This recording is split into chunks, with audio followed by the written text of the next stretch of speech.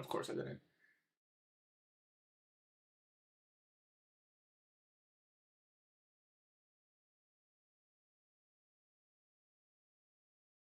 Good boys.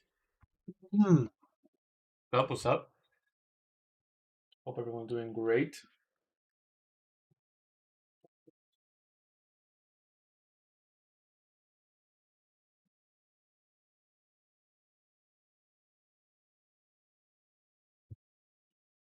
Good stream. Let's call it stream. And we'll put giveaways here, discounts here, uploads. Looks good.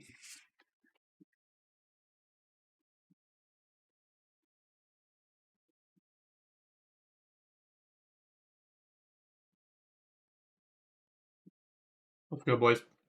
So we have some housekeeping. We have some housekeeping. Make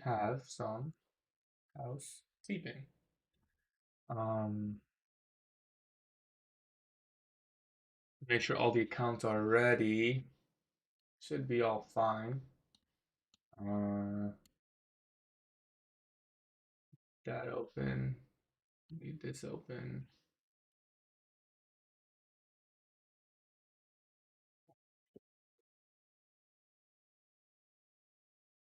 Smoothly. Okay, cool. How's everyone doing? What's the process? Sorry, give me one sec.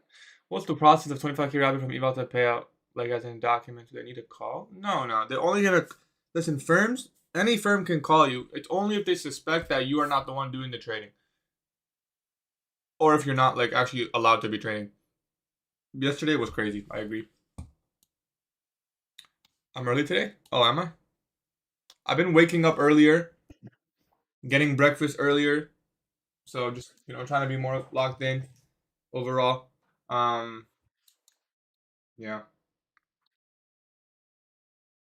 that's all. That's all really. Good boys. Today, most likely, we'll be waiting until news, just because there's probably not going to be a setup worth taking. Now, I'm actually not opposed to trading, before news. But how's Fund Index? Was it good? Because I'm playing on 25K eval. I have a payout with their firm. It's a great firm. Can't say much. 25K rapid. It's a great account. It's a good option. What's good, boys? So there's a couple of housekeeping things. I'm gonna wait for more people to join up. But there's some housekeeping. I want to keep you guys in the loop. In the meantime, let's sign into my brokerage account.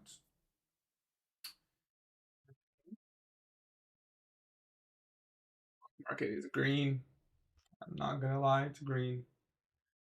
One moment.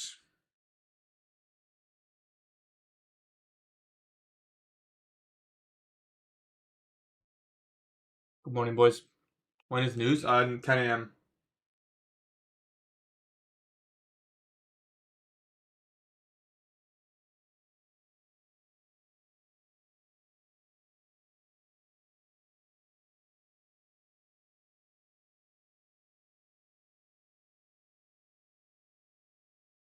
Just signing into my broker.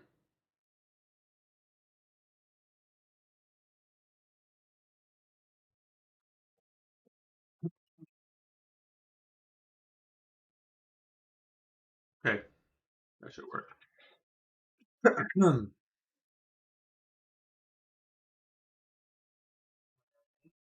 So, some housekeeping. For starters, we need to go back to charting mini. So, what that means is I'm going to be executing on my second monitor. And you guys are going to see my TradingView paper account on main screen. It's going to be the same trades. It's not going to be a different trade. But again, I want to chart the mini because the discrepancy is now kind of important. So just going back to what we used to do, trading the mini on this screen and then trading the micro, on my actual accounts on second monitor. That's number one. Number two, I need to take off the dollar amount because TikTok keeps restricting me, and I'm pretty sure that's why. That's the only thing I've traded. So we're gonna keep this on ticks. Should be fine. Not a big deal in my opinion. So those are the two things. Trade copier setup. Hopefully, I already tested it out. Seems to be working fine. A live account. We'll be working on that today. We did take a loss yesterday. Oh, another thing is I'm gonna make a separate journal in the Discord for stream. So keeping track of all my trades taken on stream. So that's what this is gonna be. So again, I've been already doing that for almost a really long time. Like all the trades here, you guys can see, are pretty much all stream trades, most of them. But just to keep things a little bit more organized, because I also post other stuff in here, I'm going to make this one more about trading generally. And I'm going to make this one specifically about the journal, just of the trades that we take on stream. Who the hell put the hell, guys, man? After how much profits from a prop firm do you think they'll blacklist you? They're not going to blacklist you. They'll move you to live, brother. What are your targets considering we are in a gap? ES gap fill is a good target. Check out YM. Yeah, I'd say ES gap fill and potentially YM gap fill seems like good targeting to me. So gap fill on ES, and then we go from there. We have daily targets in the buy side here, here, here. So do I think that's possible? I mean, yesterday we moved 620 points. If today we were also going to move 400 points only, not 600, 400, we'd still be able to reach this target. So I definitely think we have room to move higher. Today I'm only going to be bullish. I'm not taking any shorts. One more piece of housekeeping. So very important. The goal for today. Every single time on stream, we're going to talk about the goal for today. My goal for today is goal number 1. Don't lose more than 1.5 R. I'm going to be half risk every trade until we recoup. So that's 1. I am trading the micro. You just joined a little bit late. I'll explain what's happening. So rule number one is goal number 1, don't lose more than 1.5 R. I don't even want to lose 2 R today. 1.5 R, that's 3 full-size trade losses, assuming I'm risking half R per trade, which I will be. And that's exactly that's goal number 1. Goal number 2, every trade needs to follow the trade checklist perfectly. And if there is not a trade that follows it perfectly, then just accept missing the move. Those 2 things, I'm going to focus on those 2 things. And if I can accomplish those 2 things, I'll be very content. I am still trading the micro. I'm going to show you guys. Okay. This is my Tradeovate and my Alpha accounts. And this is the trade copier I'm using. So this is all on the micro.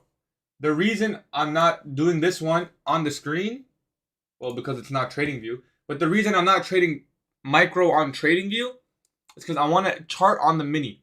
There's been some discrepancies, and they are actually quite significant. So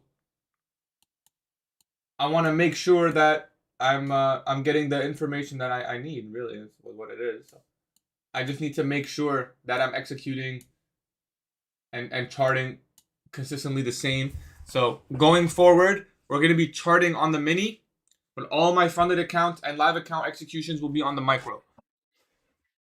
If I take a trade here, unless I specifically, again, this is for people copying, but it's going to happen. If I take a trade specifically on this screen, you guys see, it's going to be the exact same trade on the micro on my funded accounts. That's it. At least one of them. It's just going to be in micro, not in mini. That's the only difference. So, how do you take out money from Interactive Broker? I just do bank transfers. Bias is bullish today. Morning,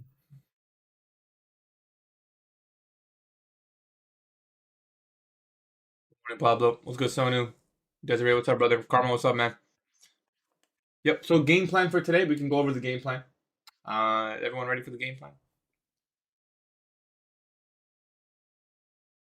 All right, let's go over the game plan for today. First of all, the most important thing is we have news at 10 a.m. Eastern Time, and it's PCE Price Index. Usually this comes out at 8:30. I'm not sure why it's coming out at 10 a.m. today, but regardless, we have quite important news at 10 a.m. I'm not expecting a huge candle, but it is definitely a very important number. Overall, I am now bullish on the week going forward. I'm not going to be looking for any shorts that are counter trend in my idea. Yesterday, we expanded 630 points. Currently, we are at a 267 point expansion on the daily candle. So I think targets higher here are definitely possible. Low hanging fruit objectives for me would be very simple. ES has not filled its new week opening gap, which is sitting at 980.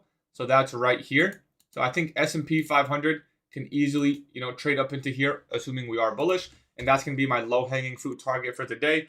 If the market wants to have a large expansion day, I do think we could potentially see some of those daily targets. So here, and maybe even the daily equal highs. I wouldn't be surprised, although that is quite a stretch for one day. So maybe just the previous day's high here and here. So our goal is to look for high probability longs. I do not want to see us trade below new week opening gap. I'm assuming this low is going to be safe, but we can definitely take out this low. In fact, I would want to see this low taken out. This is your pre-market sell side. Before I go long, I want to see sell side taken. So if we can take out the pre-market lows before taking out the pre-market highs, we can have a very simple trade idea where we just take sell side plus a gap here, probably an hourly gap. You can see the hourly gap 4 hour. Yeah, the 4 hour gap still forming. It's going to take some time. But nonetheless, obviously there's a discount bullish for value gap in here. I like the 15-minute one right here, or sorry, the 30-minute one, because it's right underneath. You can also look at this 15-minute gap right underneath. There's maybe a really nice 5-minute gap. Nope, I'd say the 15 is about. So if we can take that low, go down, that would be a great place to look for potential longs from. As long as we're not really trading below NWOG, I'm still bullish. Obviously, if we're wrong, the market will draw towards this low and maybe this gap. But again, I'm expecting us to respect this price leg. So we just got to look for a high probability continuation long. That's the game plan for today. And that's going to be the game plan for a while probably. So.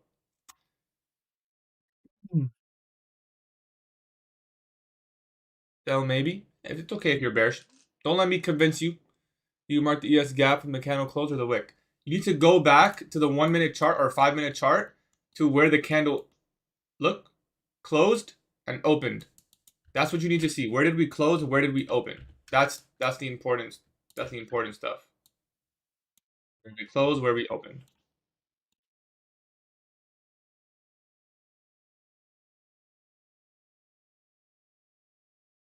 So I was also thinking maybe we should do some more S&P 500 trading. I don't know. Why do you like 30-minute over the 1 hour? Because the 30 minutes unfilled. So we can come back into the hourly, soup the low inside the hourly. Yeah, that's fine.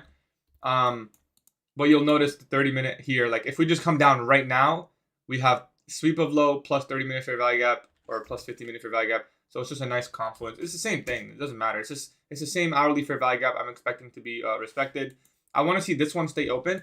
And to be honest, what I really would want to see, if we can go sideways for the first 30 minutes, like just chop, just chop, nothing significant, just sideways chop, and then we dump, taking out the low inside the 4 hour that's going to form in 30 minutes. I would argue that that's an A+ setup. Also, looking at this now, there's a 4 hour gap here. That could be a nice low hanging fruit objective.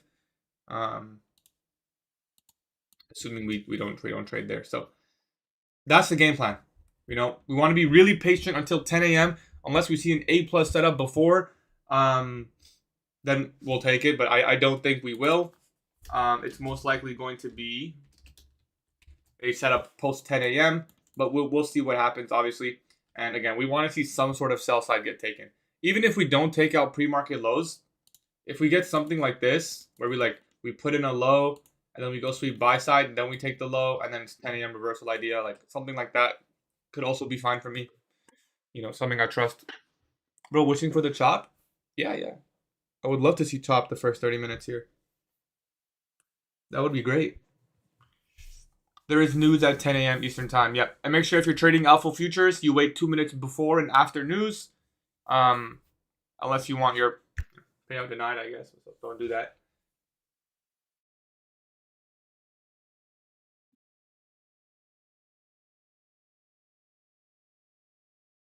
Okay, there's 930 open, and we're getting an aggressive move lower. You're going to see a huge opening range gap. Not gonna mark it out today. I don't really feel the need to because we have the pre-market lows and the fair value gap, so or it can be in there as well. But again, it's not something I necessarily need to mark today. So uh, getting a straight shot down to the. So I'm gonna mark out the 15-minute fair value gap right here.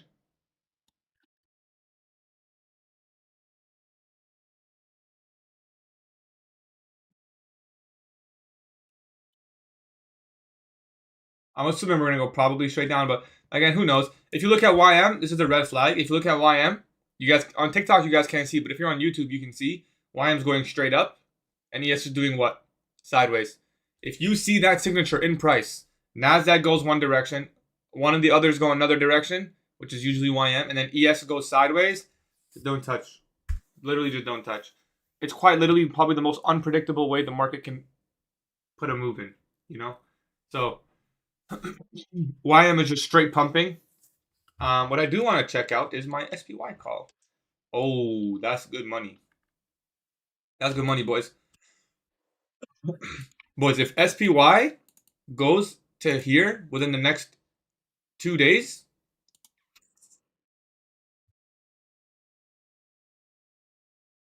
what I'm gonna say. What I'm gonna say. Anyways, YM's pumping. NQ had a large candle down. ES going sideways. Just waiting on that. I'm gonna check on Nvidia stock out of curiosity. 185.2. That's not what I expected. We'll hopefully see more. Pretty significant wick. I'd want to see this gap stay open. Well, I don't really care whether it does or not, but I would assume this gap stays open until we take sell side. But like I said, YM and ES are going higher. Please teach us options, brother. I've been trading options for officially 48 hours. YM is the leading asset here, meaning it's really close to all-time highs. So would not be surprised, if that's a really strong draw. I don't mind if they're all that really strong draw. NQ is just going lower right now, so. If I ever do successfully flip my options account, I guess I could post a little journey about it. I'm basically just betting on my weekly. I'm basically just betting on my weekly draw on liquidity. My weekly/monthly draw on liquidity.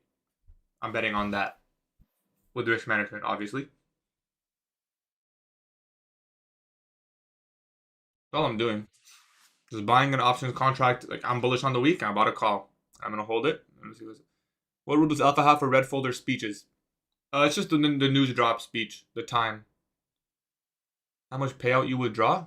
How much money? Don't worry about how much money. But so far I have 5 payouts. Pretty good, I would say. Not bad. They're not that much. It's not my biggest month yet. But we'll see. If I can get one more alpha payout, then it might be my biggest month. You risk like 5%? Yeah, I'm going between like 10 is my max. So I'm trying to flip the account. So again, it's not something I would advise anyone to do, but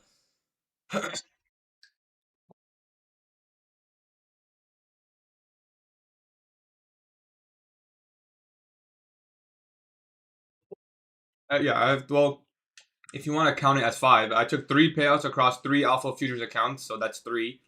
Some people will say that's 1, but in my opinion, it's 3. I have 2 take profit trader payouts. The good news is, guys, take profit trader. Like every time I have a winning day, I can request a payout. Like if I win today, it's another payout. I'm gonna fucking keep requesting them every time I win.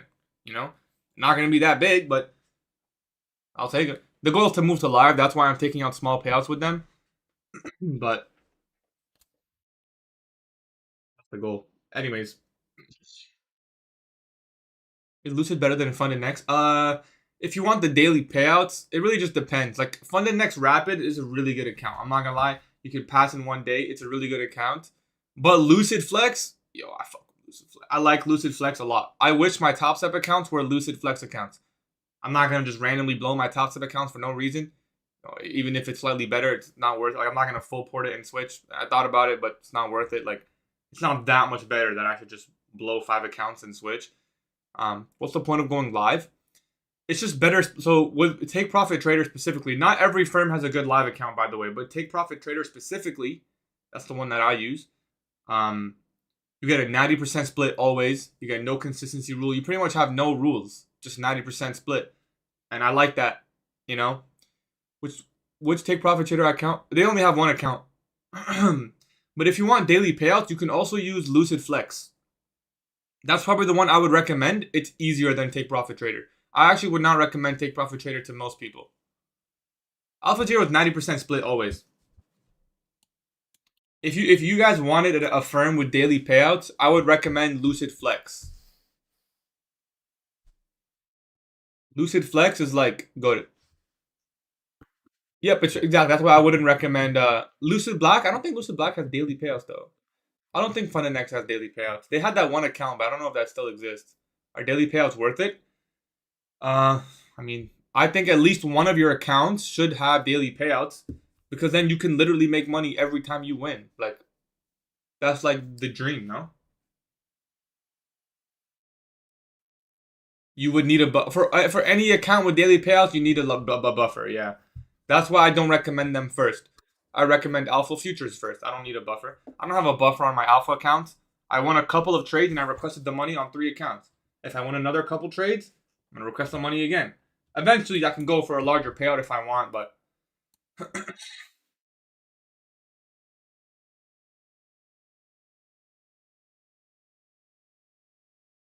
yeah, the bull count was nice.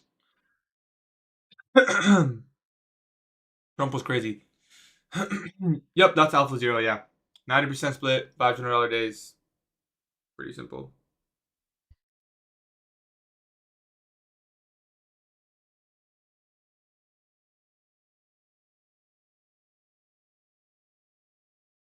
Anyways, YM is pumping, almost at all-time highs. We may get an early reversal here. I don't know. Which account do you need 3 winning days? I got my payouts with the Alpha Future Standard. How do you get daily payouts on Lucid Flex? You'd have to get a buffer, and then every time you make money, you can request. It's gonna reverse now. Yeah, it might. We might see an early reversal. Like I don't expect us to go much lower, but what I do potentially expect is like we chop 10 a.m. and then because I'd also want to see ES take some sell side, right? ES doesn't look like it's done. How much is the buffer? Guys, buffer is whatever the starting drawdown is. So on any account you're trading, if your question to yourself is what is the buffer, like how much, it's whatever the starting balance is or starting account drawdown. So, you know, that's the number.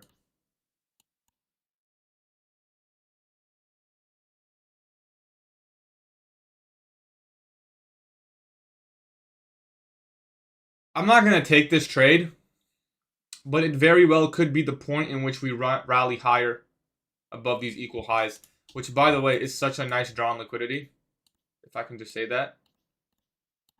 And again, the only reason I'm not taking this is it's a little bit early in the session. I kind of want to wait for 10 a.m. news. I kind of want to see if ES wants to take sell side. I mean, ES is kind of just consolidating. So a little bit skeptical in that trade. Just going to fade it. And again, if I miss the move, I missed the move. Today, my goal was to follow my checklist diligently and accept that if I'm trying to follow it and I miss the move, just accept it, you know? So this is me accepting that I might miss the move, waiting for a better checklist diligence. Now, if we can get a protraction model, maybe that's a little bit different, a little bit more confirmation. If we get something like this, where it's like, you know, okay, that's a little bit different. You know, that's pretty much checklist criteria. I like this border, eh? What do you guys think about that? I start putting borders on my boxes. I feel like it's way cleaner.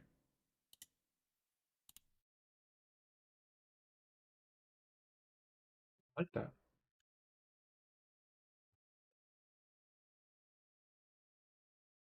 Pretty clean. This might be a 30-second protraction. 15-second. Um, I do like the immediate rebalance. I'm just scouting here. Off the immediate rebalance, if we got the CISD, nah, I don't like that wick. If it closed here, I was thinking that that's a pretty good trade. If it closes here, stop loss here at the immediate rebalance. Say it closes here, you get a fill on the CISD. The trade's not forming. I'm just viewing. It's 2.5 R to the CIBI. If you got the fill here, it's 2 R to the CIBI. That's interesting. Okay. Anyways, we have an SMT at the highs again. I'm a little bit skeptical because the 3 indices are out of sync. Buyer, you missed the move. I'll miss the move. No problem. One of the first things I told myself today was If the checklist is not truly there, A plus, and I'm saying that because there's no clear setup here and not a clear intermarket analysis supporting the trade, I'm okay missing the move. I'm okay missing the move. And like I said, I can always wait for a protraction model, although I don't think we're gonna get one. This is looking pretty. I don't think we would have seen that wick if it was gonna go, but it's possible. Who knows? You'll not have to short the. You'll have to long the 5 minute gap, which by the way I do think is gonna flip. I'm thinking about something like this. But we already revisited, so that's such a red flag. ES is making higher highs. ES has not filled the weekly gap. Don't look at it on the daily chart. That's not the weekly gap. Now, let me double check before I say something wrong, but I don't want to see a discount for value gap. Any lower is a red flag. Yes, so ES did not fill the daily gap. Daily gap fill is 6977. If we get to 6977, that's daily gap. I'm sorry, not daily gap. The new week opening gap that was put in.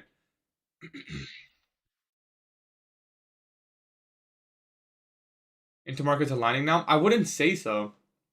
We haven't really seen any move lower on either indice, only NASDAQ. And NASDAQ's still bearish. Like, it's still more bearish order flow than bullish.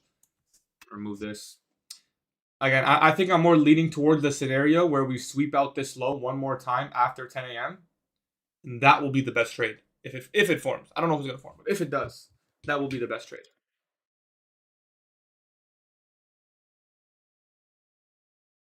You could hold through news, no problem, Dale.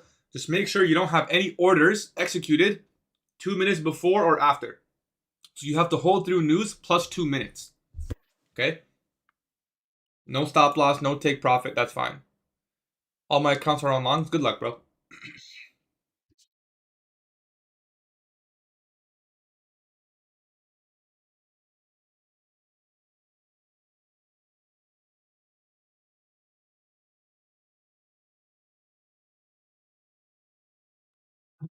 I'm not Hispanic. No, I'm Arab. There is news at 10 a.m. Yeah, I think that was a good long fade. By the way, if you did take that long, and then you saw this expand, wick, and then this candle starts trading down, at that point you just cut the trade early, in my opinion, because that's not what you want to see off of an inversion fair value gap.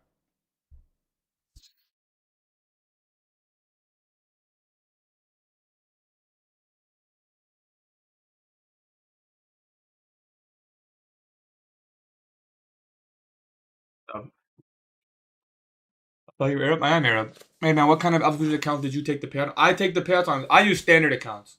I probably don't see myself ever switching from those because they're the easiest one. Now they are a bit more pricey because they have activation fees. They do have activation fees. Okay, now we're getting synchrony. Now we're getting synchrony. They do have activation fees, but I like them because they're easier payouts. You just blew all your accounts. Thought you were Portuguese? No, my girlfriend's Portuguese though. You think going to a trade to a funded account if I can't pass account, but I can trade long account? No, that's not a good idea. I personally don't like the straight to funded. Like you should be able to pass and spend cheaper while the standard's over zero. The zero has a max payout that's smaller. And the zero has a 50% request, like you have to request 50% what you make. The zero account is better for return on investment. Like the zero account is the reason it's so good, guys, is because it's freaking cheap. It's cheap as hell and easy to get a payout. So you can easily be profitable with the zero account because, but even if you blow like 10 zero accounts, like you're still gonna be profitable with the zero account, right? But eventually you don't want to be trading on the zero accounts, you know, unless you're switching to the 100Ks, which then I guess it could be worth it. Like that's something I've considered. Do I want to trade with 100K zero?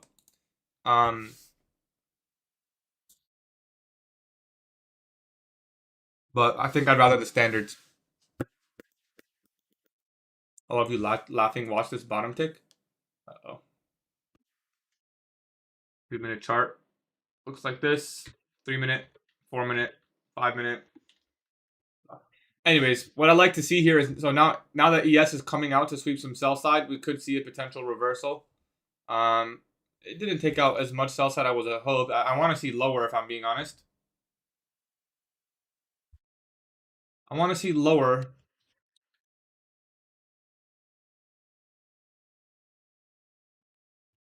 You can mark out the huge SMTs. I'm just gonna wait for them to sync up. This happens sometimes. Why NQ, M and Q so out of sync? Are they really? But what makes you say out of sync? No, they're moving the same. It's just they're at different price points. It's because one NWOG is larger than the other. Micro's NWOG is larger. Do you have to build a buffer on zero counts? No, sir. Zero account has very easy payouts. If your goal is to get a payout, zero account is probably one of the easiest ones. I mean, standard is easier, but again, there's activation fee. So how do you switch your time frame so fast? Just click on the keyboard. So I want to see a lower low. I actually do want to see a lower low, at least on S&P 500. Why DXY dumping while NQ dump? Don't worry about. I don't have notes on episodes 22 to 25. Don't worry about DXY like going hand in hand. Think about the overall narrative on dollar index. The overall narrative on dollar index is bearish, right? So if you're bullish on Nasdaq, that's a great thing. If you're bearish on Nasdaq, then that's a red flag, right?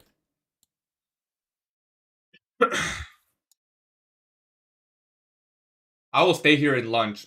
I will be very surprised if we don't take out these equal highs by the end of lunch.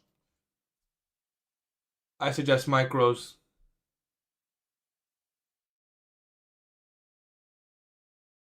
No, I don't have notes. There was nothing worth really taking notes. I have notes on first 21 episodes. After that, it was just pretty much repetition. There was not much more notes to take.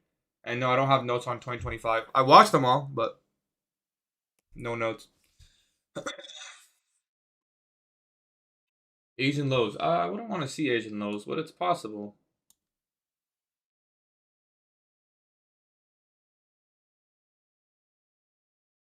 Okay, ES is almost at sell side.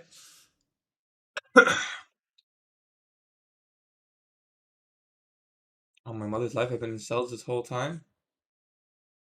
Anyways, nope, I didn't make notes for 2025, but I did watch them, and it was pretty insightful. I would recommend. Well, actually, I do have some notes, but only on some of the new stuff. Anyways, ES is about to take sell side. That's what I would want to see. That's a good thing. Now ES has taken out sell side. Well, not quite yet, but if we were to hypothetically get a changing state of delivery here, I would likely look to be a long participant.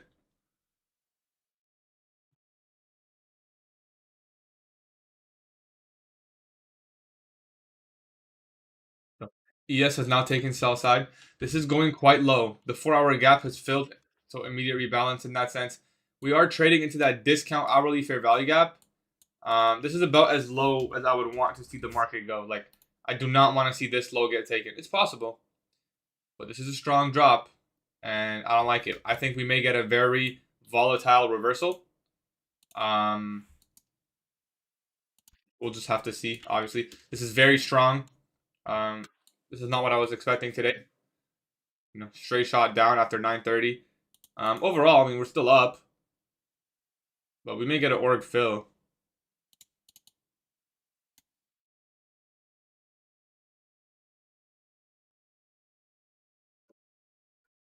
We'll see. Be patient. Don't need to rush. Need to rush anything. It doesn't really matter what happens today. Remember my 2 goals? Focus on those 2 goals. Easy sell day. Take your remaining cards off 10-minute open. Nice, bro.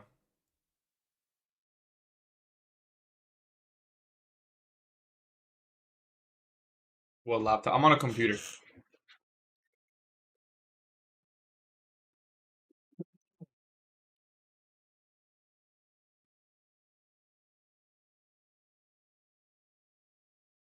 Do you have a YouTube video on trading view setting in the toolboard to have shortcuts? I do have a view. I have a video on all my settings. I don't know if that's what you're referring to, but that will help you. Yeah, that video will help you get like all the shortcuts and stuff. You don't think we're getting a reversal? I think it's still possible, just because we're so volatile recently. You know, like yesterday we had a crazy move and then we reversed. and then we reverse again, right? Or something like that. Like, so I wouldn't be surprised. The video is on my YouTube channel. How do you deal with blown accounts? You just accept it, bro. I mean, accounts are gonna get blown. The blowing an account is not a bad thing. It's how you blow the account that matters, you know. But I mean, you're meant to blow profit from accounts. You think you're just gonna never blow an account? They're literally designed to be blown. Like nearly impossible to not blow an account, I would say. You just have to, keep your bank account in the positive. I was bearish pre-market, but now after seeing what we're doing, I've flipped bias. What? That'd be the opposite. Wouldn't this be like a lot more supportive of your bias? I mean, I also think there's a chance we're gonna reverse, but there's no reason to be bullish right now. Like, I mean, we're just going down, straight down, no shot, no retracement, just going down.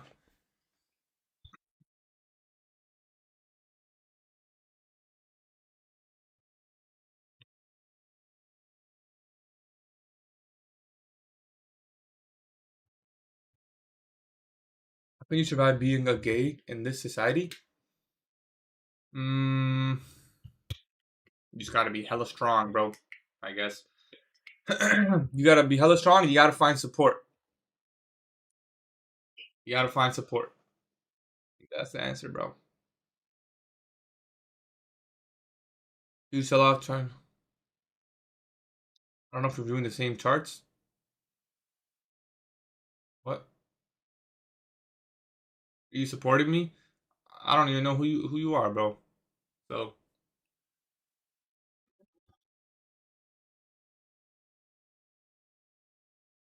I know you are gay. I'm supporting you. Alright, man. You're a weird guy. I don't support you anymore.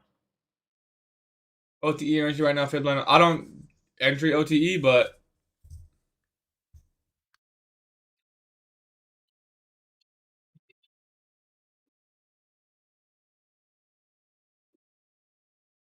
got the 15-second CISD. Hear me out, boys. 25-second. No, 25-second. I like what I'm seeing here, but wrong with the long earlier. There was no intermarket analysis supporting the trade. We haven't swept out any key levels on ES or YM. This intermarket analysis was the main red flag. I don't want to chase this, but like my instinct is telling me that this can low-key go like all the way back up. The only issue is there's 10 a.m. news, and I don't know if I can survive that. We may just have to wait for news.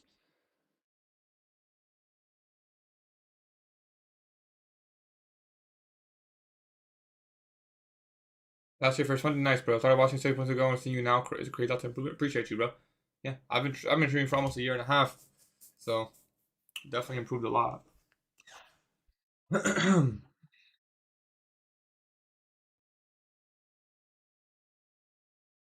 Yeah, I mean, this is a rule break. I can't even take this trade because there's no CISD. I have to wait for the CISD, which is here, and there's not even a clean 30-second CISD. So I'm just gonna wait, see if we want to break the entire leg, and then maybe I'll look for a long.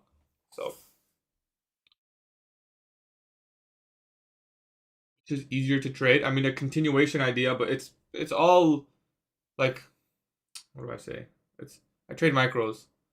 Why not trade the inversion? It's actually a rule break for me to take an inversion here. Do you trade micros or minis? I trade micros, but right now you're seeing the mini because I need to chart on the mini. So all my executions will be on my second monitor, on the micro. Whatever you see here on the mini, just pretend it says micro. I need these levels. They're all marked out, and I need them to be on the micro. Yeah, I can't take the inversion. That'd be a rule break.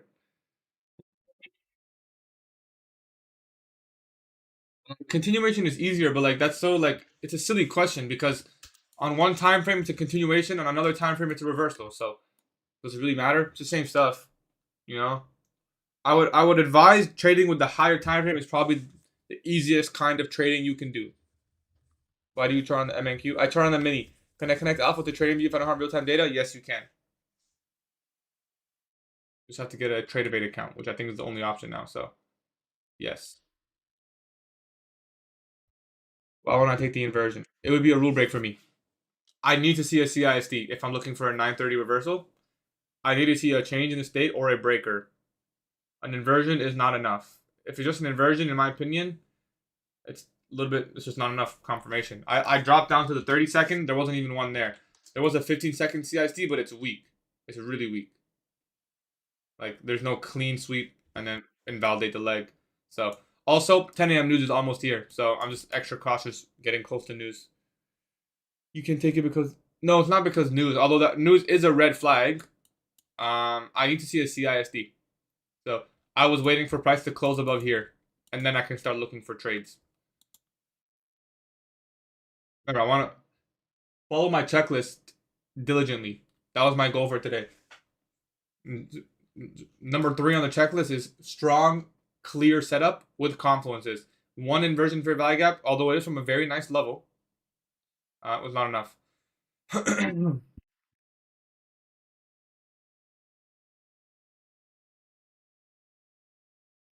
Any other trader suggestion except alpha traders? I'll say Lucid. Go with Lucid. Very good firm right now. Are you bullish or bearish today? I was going into the day bullish. Now I have a potential reversal idea. I don't know if it's gonna pan out, but I'm still like I'm not necessarily. Oh, it's so obviously bullish. Only go long. Like yeah, I'm gonna sit here and wait, see if it wants to give me a breaker, which would be here.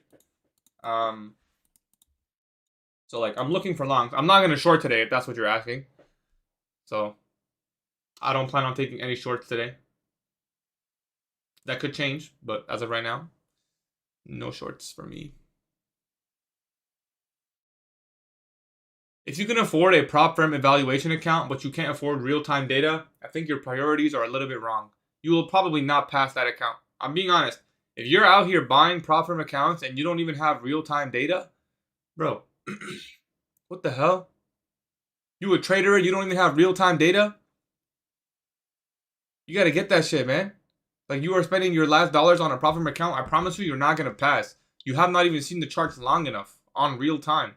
If the only time you see real candles print is when you have an account, it's kind of a red flag. Like, I'm going to be honest. Like, let's say this. Like, already 90% of people fail. Do you think that you're going to be the one guy who out of the 90% to pass and you don't even have real-time data? Like, you got to get that real-time data.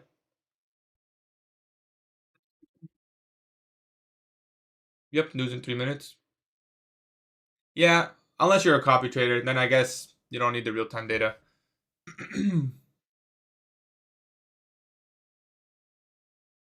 like $7 a month. What if you always have an account? If you always have an account, I guess it's fine, but nobody always has an account. Like, you want to, like, if you always have an account, then that means you're always trading. I guess I always have an account too, so I get you.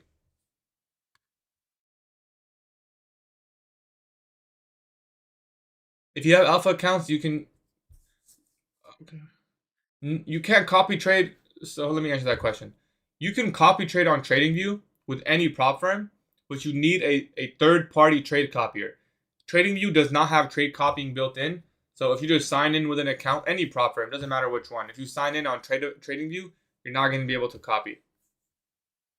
What do I think about people that copy me? Some of them make money.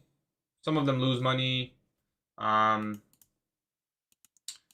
do I think about them? Most of them can't thug it out the losses, and they end up losing money. Most of them don't manage their risk. Some of them that do make money from copying me just end up losing it on their own anyways. Because they just can't handle it. Like they think copying is gonna lead them to making money, but they can't because they just don't have the emotional regulation. You know, they make money, but they want to make a little bit more, but then they lose, or they lose money, and then instead of walking away with a loss with me, they continue trading until they're green, and then they lose. You know, I've never actually met someone, and I've talked to a lot of my copy traders. I've never actually met someone who sat there and took every single trade the exact same as me on live stream. You know, I'm not saying start doing that. In fact, if you whatever you do, I don't want to know. If you're gonna copy me, I don't want to know. There's 10 a.m. news.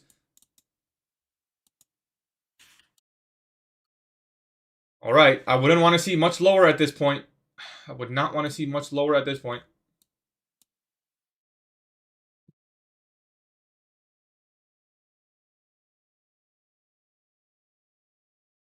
I'm scanning this. It's potentially low of day. That'd be nice, but we'll see. Keyword scanning. What trade copying site is good? I'm currently using TradeScale because I know the owner. But trade copy is a good one too. I'll update you guys. I'm gonna keep using TradeScale, and if it keeps going good, then I'll keep using it. The thing I like about TradeScale is, assuming it's all functioning. I can't speak on the functionality quite yet, but I'll let you guys know. They also have like you have the journal and you can keep track of your expenses and stuff. And like I said, I know the owner, so like I'm working with him, so hopefully everything goes fine.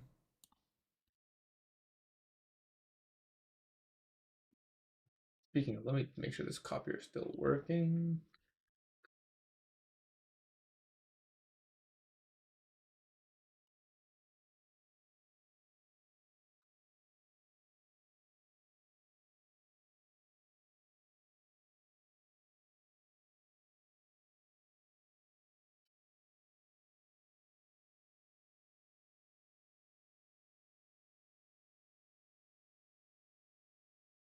Copier is still functioning. Anyways, strong displacement higher. I would take that. I did have a problem with them. I did stop. Then he reached back out to me, said he was working on it for a couple months, and I said, you know what, I'll try it again.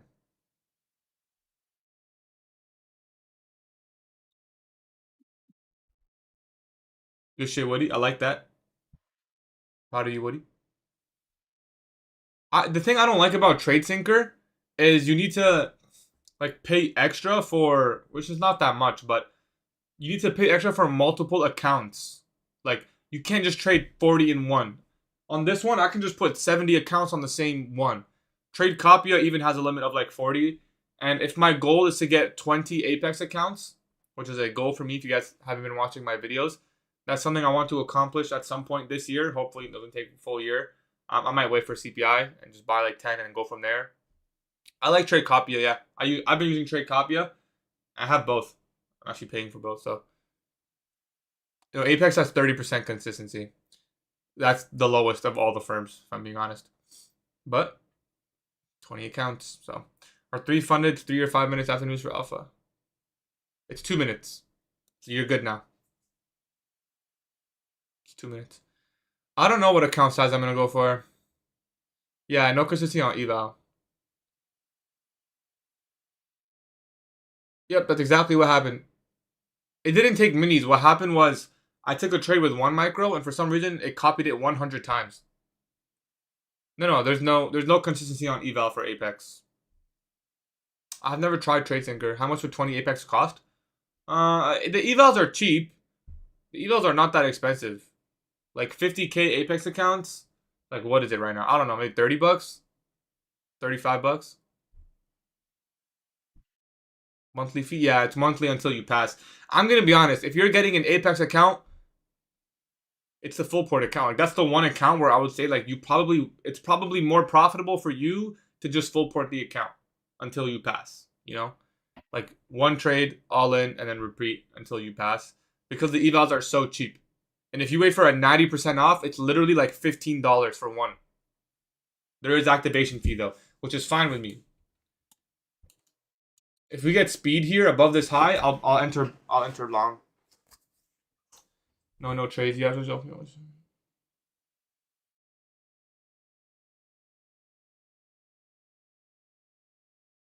Yeah, my fund futures has consistency as well.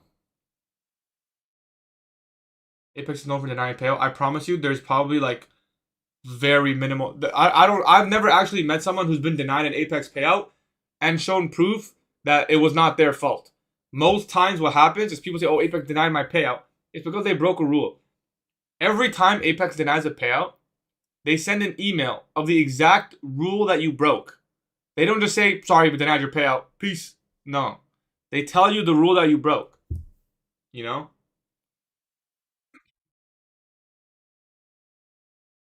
So anyone who's ever said, "Oh, Apex denied my payout," yeah, they broke a rule, and they're not sharing that part because they just want to cry on social media so they can get paid. And makes Apex look bad. I do need a haircut. You're right. There's a long list of rules, but realistically, if you're a good trader, you'd be following them anyways. You know, I'm not gonna sit here and say it's easy to get a payout with them. No, it's not easy, but it's easy to make a lot of money with 20 accounts. So no, you don't actually lose the account. They just deny your payout, and then you keep trading, and then you can get the payout next time.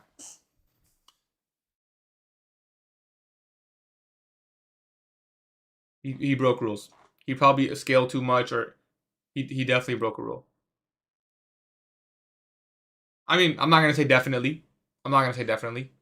But all I know is every time Apex denies a payout, they send you an email with the reason that the payout was denied. You know?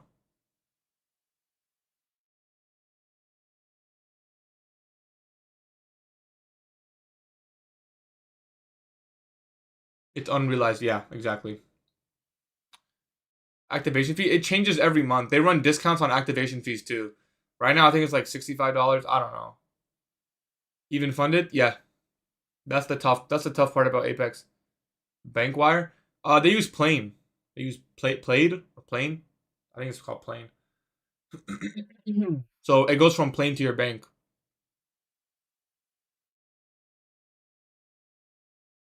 Even if my buy changed, I wouldn't short to Asia low. I'll just watch it. I don't want to take any shorts.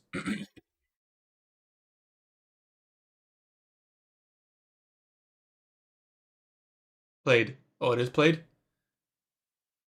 It could go to Asia low. Yeah, it's possible. Why am Apex so expensive, brother? You didn't put the discount code in. On Apex, if you don't put the discount code, you're gonna pay full price. Your account should be like $20, bro. You gotta put the discount code. That's so frustrating, bro. The account's like $150 or something if you don't put the discount code. They always have a discount code. Just always put the discount code. Y'all mean London low? Yeah, I think Asia low is way lower, right? London low is here. Asia low. Oh yeah, I mean yeah, it's 1 a.m. Whatever you want to call it, doesn't matter. Um,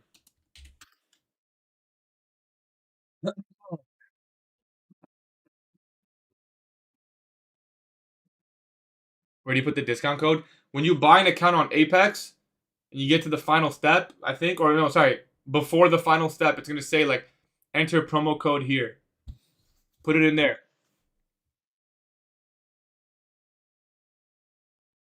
Anyways, we'll just see what price does here. ES doesn't look as strongly bearish, but we'll just have to see. I heard Apex denies payoff for random rules if you're not affiliated. It's not random rules. It's their rules. You know, if you don't like them, don't trade with them. You know. I'm not here to convince anyone to trade with Apex. I'm just saying, me personally, I'm gonna go for 20 accounts because I think that's a really good thing to have.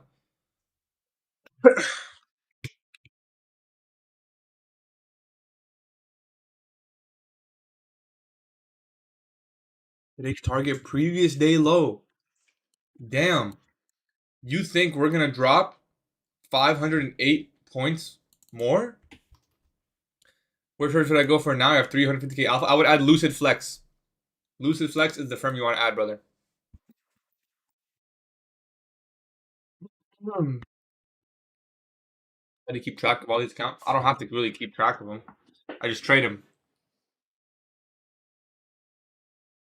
Like it's not like I'm like. What do you mean keep track? You don't have to keep track of it. You just have to trade it. No trades yet.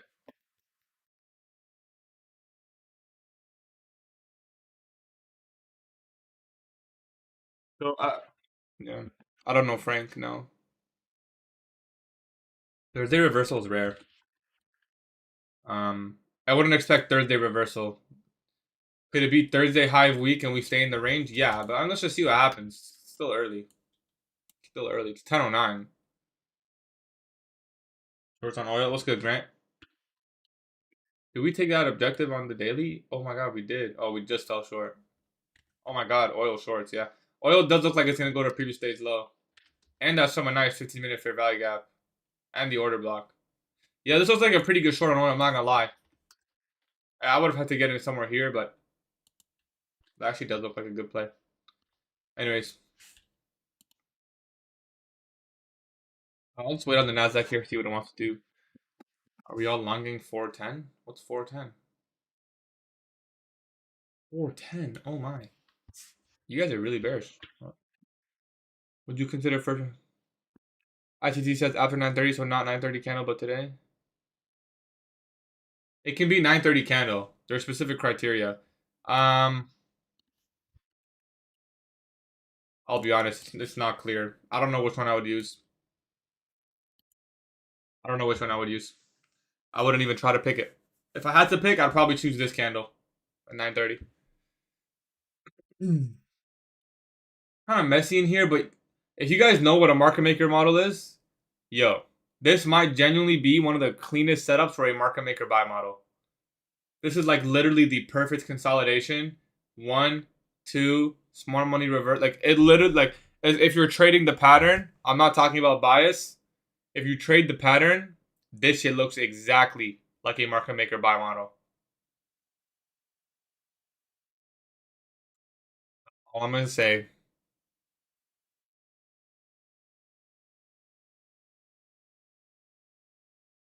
I would get the zero account to start with. Yeah, I did get a payout with zero. Yeah, I did use them, and then I initially started with standard. Then I got a payout, and then when zero came out, I used it. Got I don't know how many payouts. I think 2, maybe 3. Then I switched again back to standard. I don't need SMT for this reversal, but yeah, I mean, I think maybe YM wants to take out pre-market lows, and maybe go from there. We'll see. Gotta make sure you don't get in too early, because if we're gonna get a full reversal, that'd be great. Which one is 3 days? That's standard account. That's what I use. That's my favorite.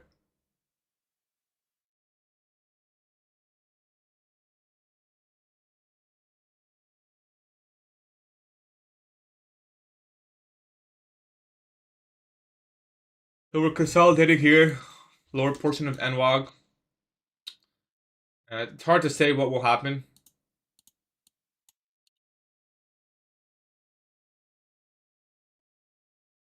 So just gonna wait and see.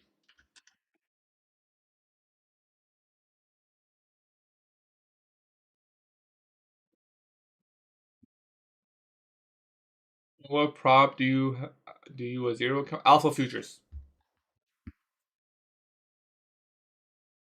Discount for Apex right now is, I think Apex has 80% off and $65 activation fees, I think. Let me check. Apex current sale is 80% off, and the activation fee, $65, yeah. Pretty good. So you can get a 100K account for $40. Wait, it's $40. It's $40 for, oh shit. So the 25K, 50K, and 100K are all $40. If you want to get 150K, 250K, or 300K, it's $60. That's pretty good. $60 for a 300K? Not that I use that account size, but that's pretty good. My biggest fear? You know what's my fucking biggest fear, bro? House centipedes, bro. Not really a fear, but it's like an insane, discomfortable disgust, bro. Those things are disgusting, bro. We're talking about Apex Trader funding. I guess gotta pay out at 420. Should I buy 2 standards? I mean, yeah, if you can afford it, or you just start with 1. You don't need a buffer for any alpha accounts. I thought it was more deep. No, I know you were asking something more deep. I don't have a deep answer. I don't have a deep. I guess I don't. I mean, I'm sure I have fears, but is it really that hard to get a payout with Apex? No, it's not that hard. Is it a little bit harder than other firms? Yeah. But if you're like realistically, guys, the rules that Apex have, they shouldn't be breached anyways. Like they're just regular rules that, okay, for example, the only one you could argue is 30% consistency. Now that one does kind of suck. Um, but you kind of have to thug it out. You know, you just have to be consistent.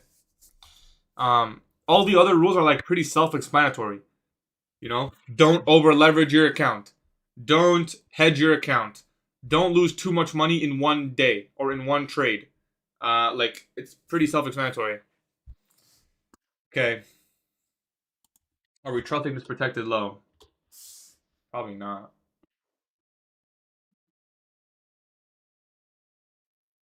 Do you have any advice for building a buffer? Yeah, don't over leverage. You want to take it slow and steady and scale into your winners. That's all. If you get a couple good trades where you were able to pyramid winners, you'll have a buffer. How do I connect multiple trades? You cannot do that. That's not something you can do. You need to buy a third-party copier. Like, see, I have a bunch of accounts here. Well, they're actually not TradeAway accounts, so it doesn't. It's not the best example I'm telling you, but I'm gonna be honest. Is this a reversal? I don't know. Could it be worth the risk anyways? Probably. I mean,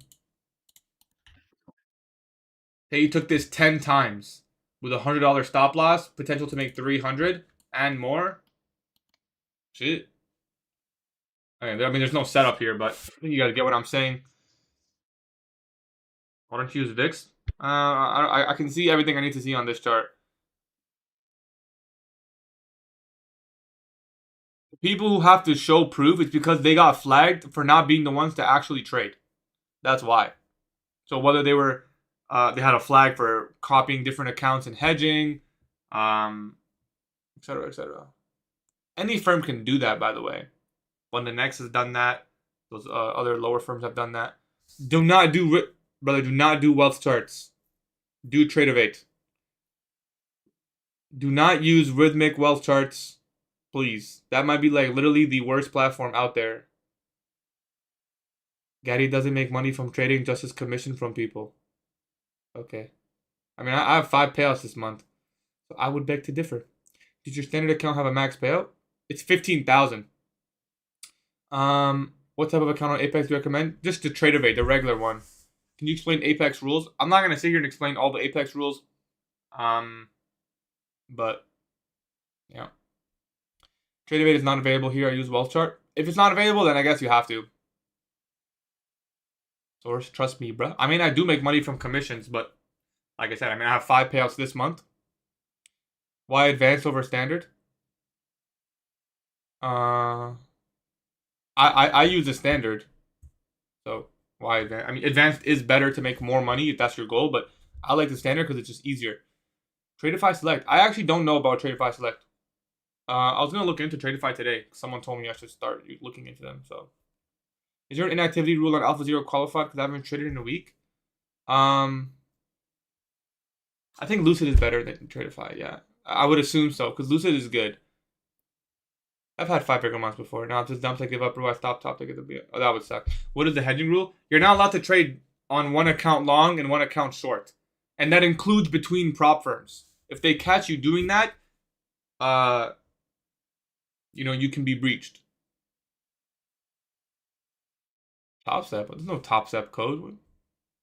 No, there's no clean setup in here. Can't even log into top step after. Oh, I saw that 2FA email. I just ignored it, bro. I should probably do that. Although it let me sign in, so I'm not complaining. I mean, so far we've been patient. We faded 2 long setups. Did anyone go long today? Out of curiosity, how will they know you hedge? There's ways. I mean, they're not stupid because if you hedge between firms, I don't know how they do it, but if you hedge between firms, I mean, that's like kind of a cheat code to making money, and they will ban you. I do know people who have been banned by, you know what they do? Like, I'll tell you what they do. They get an account on their name, and then they get another account on someone else's name, and they trade it, and then they trade opposite directions on the same firm, and they find your ass. I don't know how, but they find your ass. and the firm will just ban you, and they can deny any of your payouts. What does hedging mean? It means going long on one and short on the other, and then once you take a payout, you win. How do I pay tax? How do you pay tax? I would just, you got to keep track of all the money you made. And at the end of the year, go to your accountant and be like, I made this money from this source. Here you go. Which firm, Rogue? How do I pyramid winners? Hold on. We got luck in here. I would have preferred there to be an SMT here.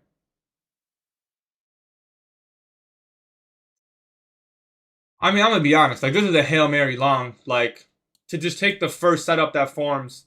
But the thing is about this long is if we are bullish, we really should not go much lower. Like, we could have one more sweep and then, but if we're bullish, we really should not go much lower than this. That's what I like about this long. So,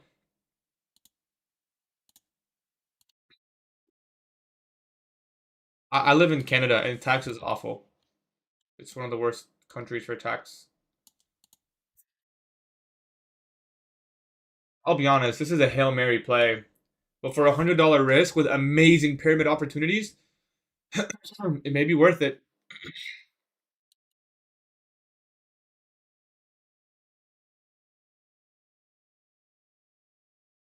This might even be a breakaway gap.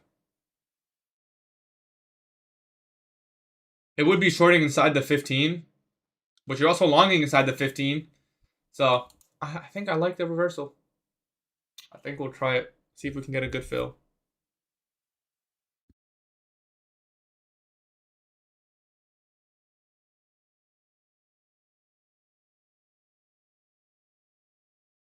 I'm eyeing this fair value gap. See if he wants to come back into that. Balance in there.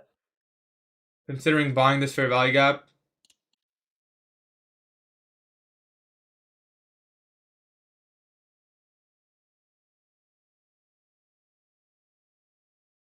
Looking at YM. Alright, I'm gonna try it.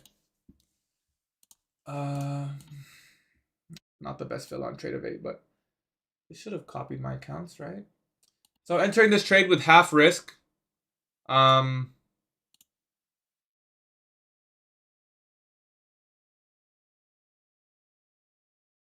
That's not a good fill. I got a way better fill on my account. What? I guess I just got a really unlucky fill. I could have sworn I bought it when it was like near the fair value gap. Anyways, risking $100 and obviously looking to pyramid into this trade. So even if we don't touch the trade, we're looking for around 300. Yeah, that's all.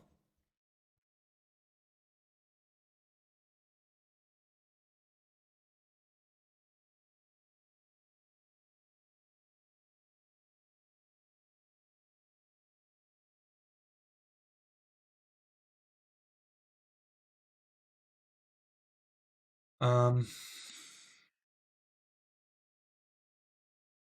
it's a 2022 model right here. Market structure shift, fair value gap touches right there. So it's already 2022 model. That's basically the entry I took, just a little bit higher. Stop loss is 542. 542. Well, that's coming fast. That's real fast.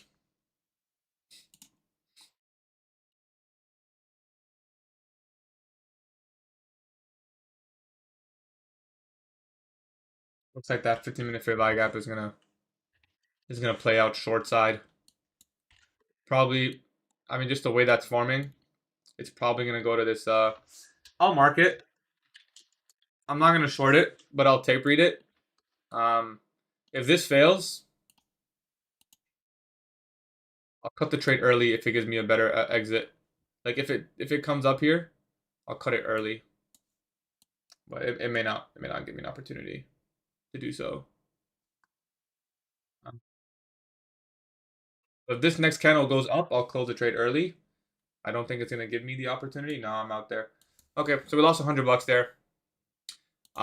I wouldn't take the trade, but I would tape read it. I think this could take out the low of day. Something like this. Okay. Sell stop. Okay. Something like this I think can play out. It's not something I'd want to take. So we'll just wait here. A better setup on the long would be if we get a breaker. I'm actually still in the trade on ES. ES never took me out.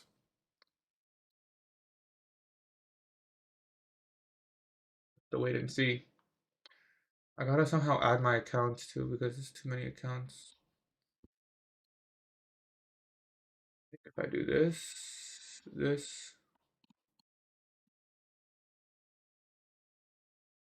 I'm actually still in the trade on ES. ES never took me out.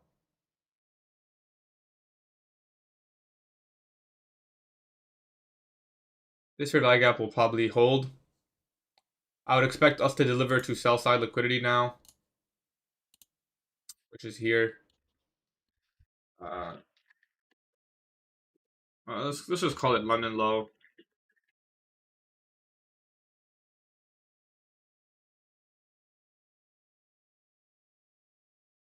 Would I enter with half risk if this inversion forms? Possible. I never got stopped out on ES.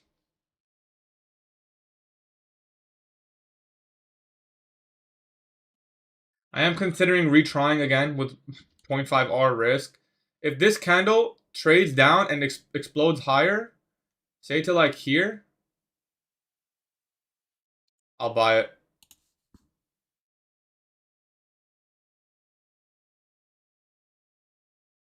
Gotta be this candle though.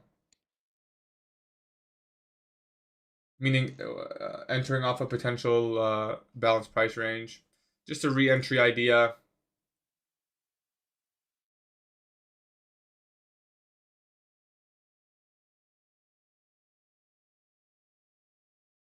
Trying to get filled above CE of the OB.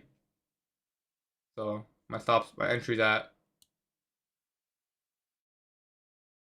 601. We'll see.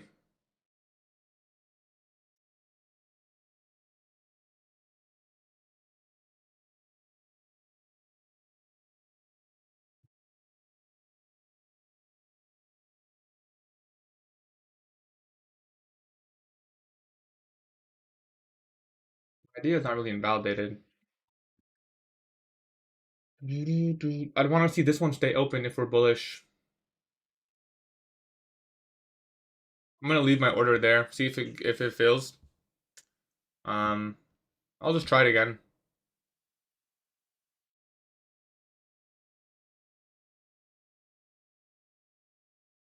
Because YM looks good. ES looks good. It's just Nasdaq had a little bit of a deeper move.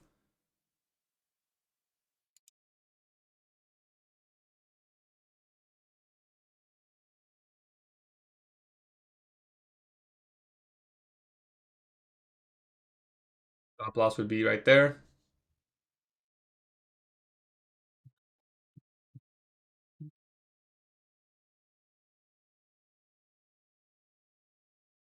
I got filled on my funded account.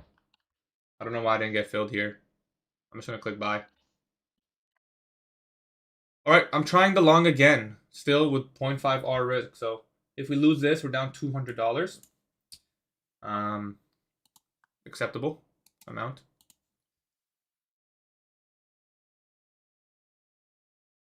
I want to see us get above this high. ES has already done so. I want to see Nasdaq also do that. It's possible. I'm trading in some consolidation now, but I like the overall narrative. Risk optimal overall narrative is good into market analysis. Silver bullet idea, although not really, but we have the old discount fair value gap traded into. So I personally like it, but I never got stopped out on ES, so ES stop loss should be moved to 630.5. Another very strong candle. If this one stops us out, we're going to wait until 1050 macro before looking for our potentially last trade of the day. Obviously, I'd want to see this fair value gap hold. And then we can maybe get a breaker, which would be nice. Yeah, that's the idea. There is currently an SMT here. I'd want to see that break.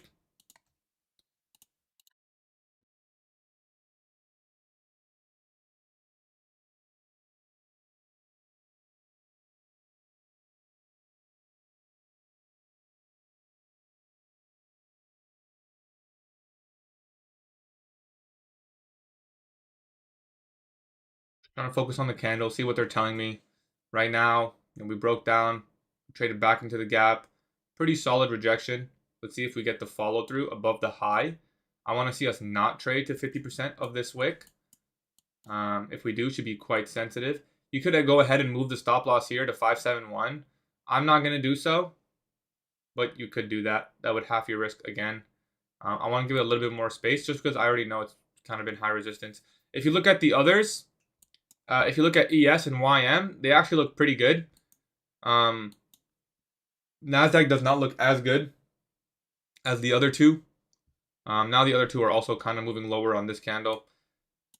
Pretty strong candle. Down.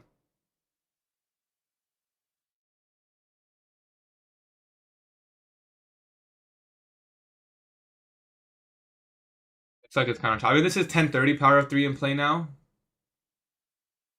Maybe I should have waited for 10:30 before the second trade. But I like the idea. And I like the conviction. And just the overall buy side of the curve playing out. We've had pretty much no work upside post 9:30. So I'm definitely comfortable taking discount longs.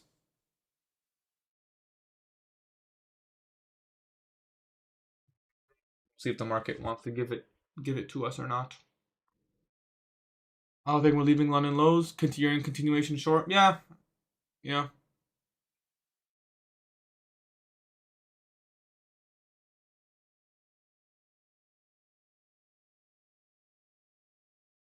I didn't read the re event on Forex. I'm okay with consolidation here. What I don't want to see is just a lower low. Like the idea is we've worked so much in this discount fair value gap, and I know the setup is not that clear, but if the narrative is right, we really should not be going back below this low. And that's the idea of this overall trade. I'm just trusting the overall narrative. Now, obviously, I could be wrong, which is why I'm de-risked first of all, and also because we took drawdown yesterday. So I'm actually okay with consolidation. But as soon as we do get an expansion with a fair value gap, I expect it to go quickly. So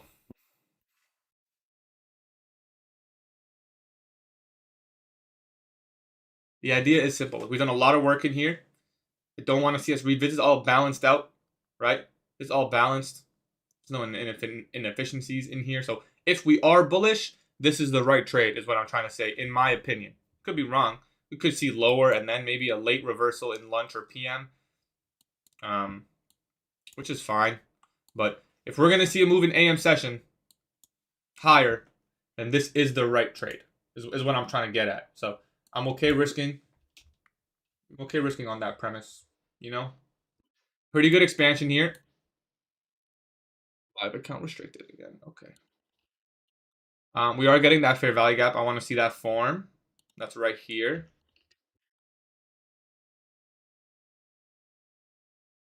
Ideally, this is a breakaway gap. Now I'm going to move my stop loss to the bottom of this fair value gap at 6.1. Okay? So we're reducing our risk. So now I didn't reduce it by much, if I'm being honest, but it's a reduction. I could put it here, and I will do so after I check the other time frames. Yeah, I'm going to move it there. So stop loss is going to be moved to 7.1. Okay, 7.1. The risk on the trade is $58. Now, lucky for me, my live account was never stopped out because ES never stopped me out on that trade. Yo, maybe we got to start trading some more ES. Honestly, guys, like, feel like I don't know if I'm just like it's just maturity or something, but I low-key starting to think that ES might be better to trade than Nasdaq. Like I know that's like super like hindsight harrying stuff, but it's calmer. It is calmer, you know? I feel like it's a little bit more sophisticated. Because I've been trading ES on my live account pretty much majority, and there is a difference.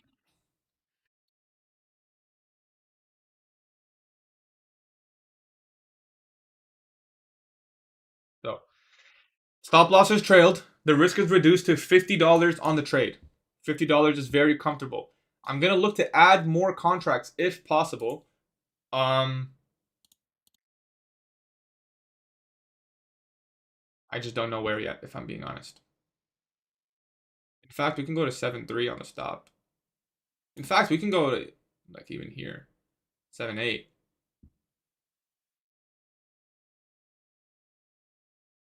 Go bottom of the OB 7.3 is good. Oh shoot, I forgot to move my stop loss here. I think 7.3 is good. I don't know where I'm gonna buy. ES is stronger. We long ES and short NQ. No. Don't short NQ because if you're gonna long ES, that's not really how it works. ES should just lead. I'm in the long on S&P 500 on my live account. Take profit should be 6.4.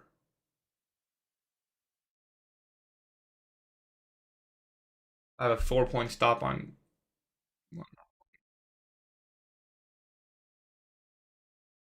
Realistically, your stop can be at 80 here. Like we really shouldn't make a lower low on the body. We should respect that whole inversion. But I guess the 5-minute low is pretty solid too. 5.76. Okay, I'm not pyramiding yet. I'm waiting for another protraction. Bear with me here while I move my stop.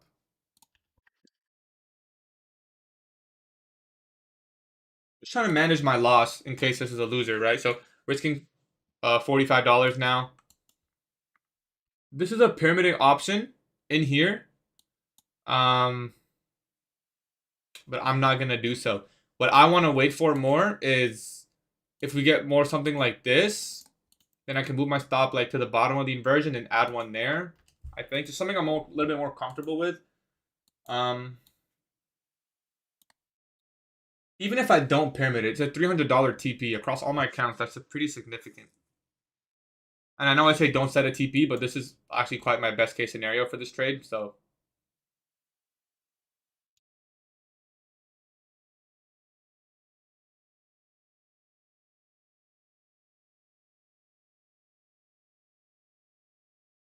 anyways, if you're in this trade, don't be getting excited or anything. I'm gonna move this to 5.79. Stop is at 5.79. I'm gonna keep the stop there for some time now. Wait. Sorry, 5.81.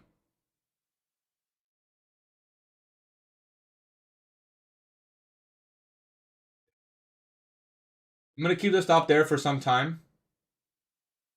580.50. Remember, my goal for today was to just simply follow my checklist diligently and also to what's it called? Gotta be cautious once we trade up here. First premium array and such.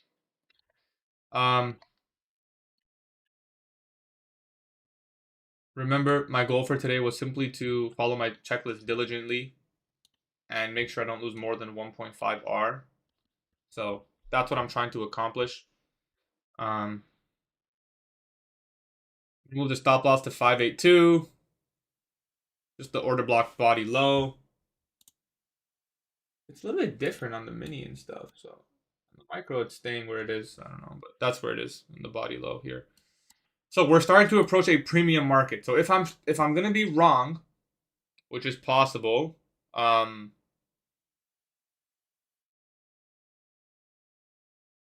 it will start being around this time where I would be finding that out.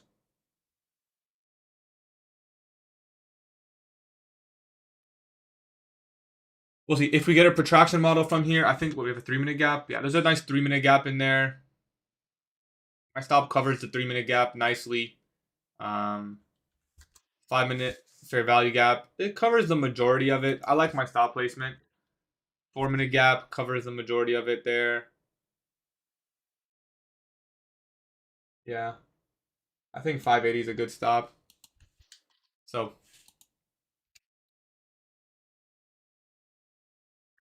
we'll just see if it wants to give it to us or not. My current stop loss is 580, 25580. Yeah, I gotta figure out how. I mean, I could move this pyramiding. Not yet. I need to see a clean protraction model. So if we get a retrace and like you could buy it here, but I'm not comfortable putting my stop loss here yet, right? So I can't pyramid yet. I've pyramided on my live account once already on S&P because S&P never stopped me out. But because I've already stopped that once, I want to make sure I'm gonna get a bit, And worst case, I don't pyramid. It's still a 3R trade. So, well, I guess it'd be 1.5R.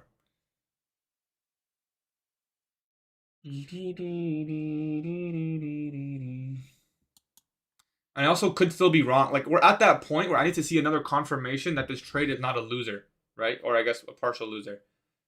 We're at that point where if I'm wrong, we're going to reverse and we're going to take these equal lows and my draw for the morning session was incorrect. You get me? It's at that time. So I don't want to necessarily pyramid right now. You want a pyramid when you get confirmation that the trade is likely to continue and your risk management allows you to pyramid. Those are the two criteria. Right now, my risk management permits me to add a contract, but I haven't seen that conviction that this is actually a winning trade. I want to add to my winners. Right now, I'm a little bit iffy that it could reverse from here, like continue lower. I could be wrong. I like my overall narrative and I trust it, but I understand that if I'm wrong, it's likely this is about the point in which it would start turning against me. So, does that make sense? I think it does.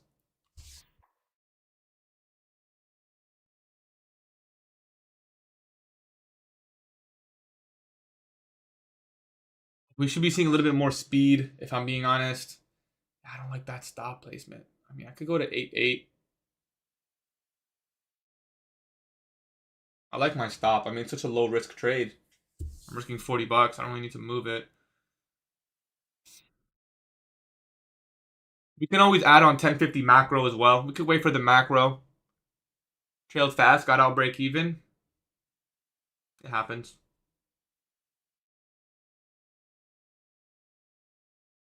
Some people are going to be getting excited. Don't get excited.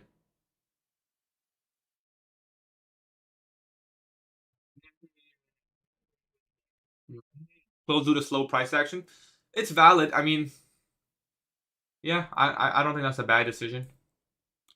There's no problem looking to close a trade. You just need to make sure that you are executing not because of fear.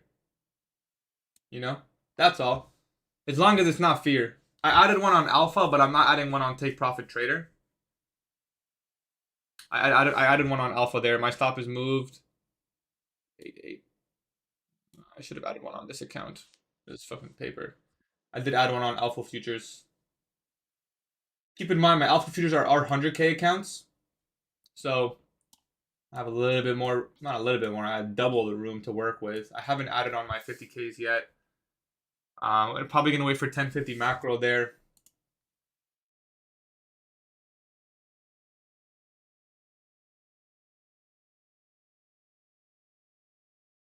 All right, the risk is very minimal on this trade now. We're thinking about 20 bucks. They ain't hating anymore. Were people hating? I wasn't looking. Whenever I actually start trading, I don't even look at the chat.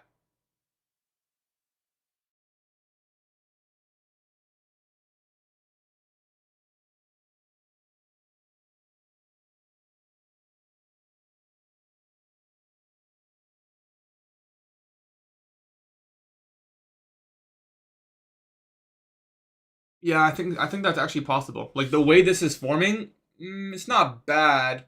I would prefer a lot more speed. I like that we're invalidating a premium array right now. Barely, but we did to some degree. Yeah, I mean, we're pretty much break even on this trade. Might just have to hold this one, you know?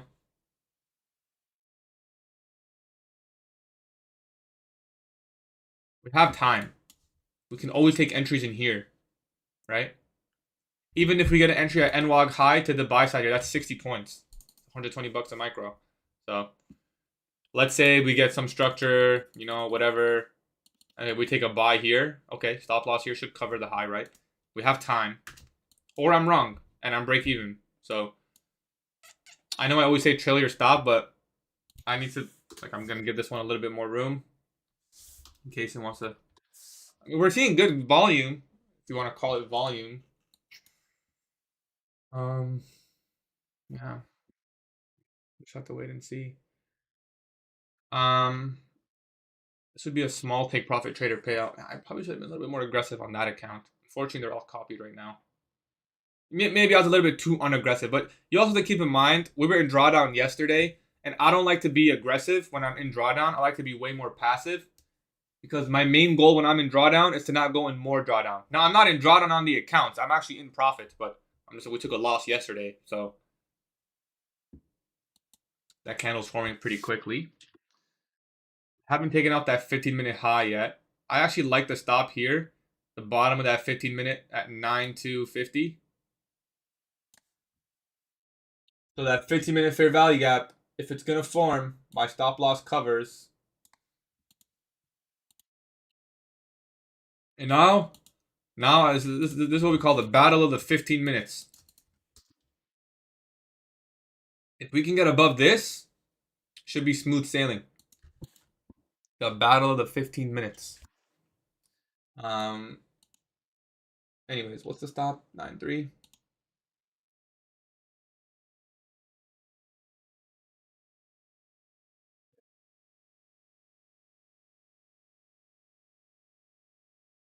Battle of the 15 minutes. Okay? If we're bullish, we should have no problem getting through this 15-minute fair value gap in due time when the macro starts. If we're bearish, we will likely see a very nice protraction model short from this 15-minute bearish fair value gap. I think my stop is safe for any retracement that may occur. Given that my stop is on the bottom of the 15-minute gap that's forming, we could even come back, touch all the way here, and it still be a valid stop loss placement. So I haven't pyramided yet. I probably want to see some more. You could always TP here. This would already make back the previous loss, I believe. I'm not 100% sure, but I think I can enter one of the other.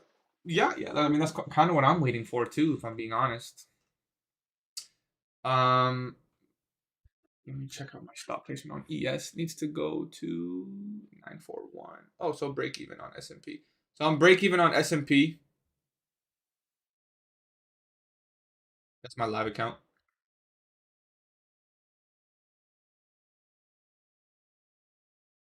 Yeah, just hoping we survive this retracement if it forms. ES didn't expand as much as I would have liked. ES doesn't even have a 15-minute bearish over there. ES just looks bullish, to be honest. So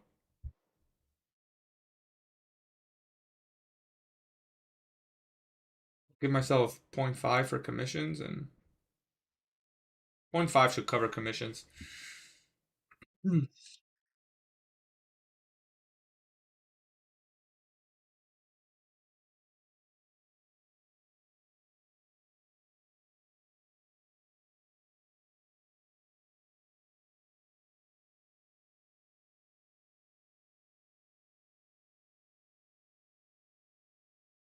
I want to see an attempt to get above new week opening gap. Like any setups in here, in my opinion, could be good with a stop loss here or like here.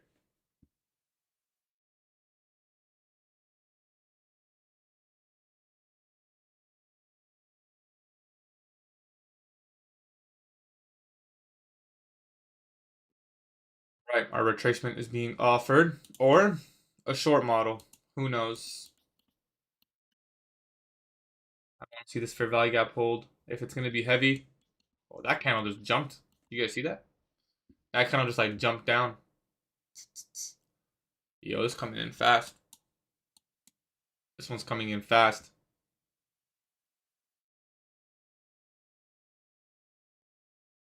I don't think we're surviving this retrace. I don't think this is a retracement, guys. If I'm being honest, that's a fast candle. Immediately rebalancing, one taken to the 15-minute fair value gap. I mean, we're sitting at break even, so I'm not gonna touch anything. But that was pretty fast. That's all I'm gonna say. And you don't want to see speed down. You want to see speed up. See if we get a wick here and the body can maybe get, if we can see that same volatility higher. The good news is this would be a great pyramiding opportunity. If the next couple of candles can do this, I will move my stop and add a contract. So that's a good thing. I don't know if that's going to happen, but this is a protraction model short. If you're bearish, I'd be entering here, stop here, target down here.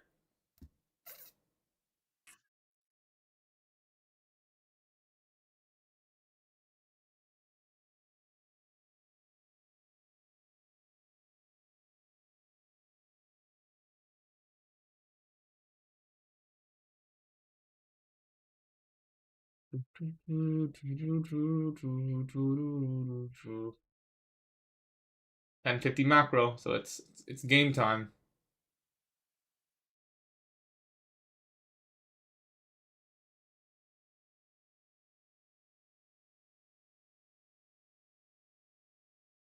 How can I take out payout? It says no options, but I'm below 40%. Which firm? I thought the macro was supposed to help. It might. Let's give it a chance before we make any assumptions. Okay, how long does it take Rise to pay? I haven't ever gotten a Rise payout before, so I wouldn't know. If we get a strong inversion here, I'll add a contract.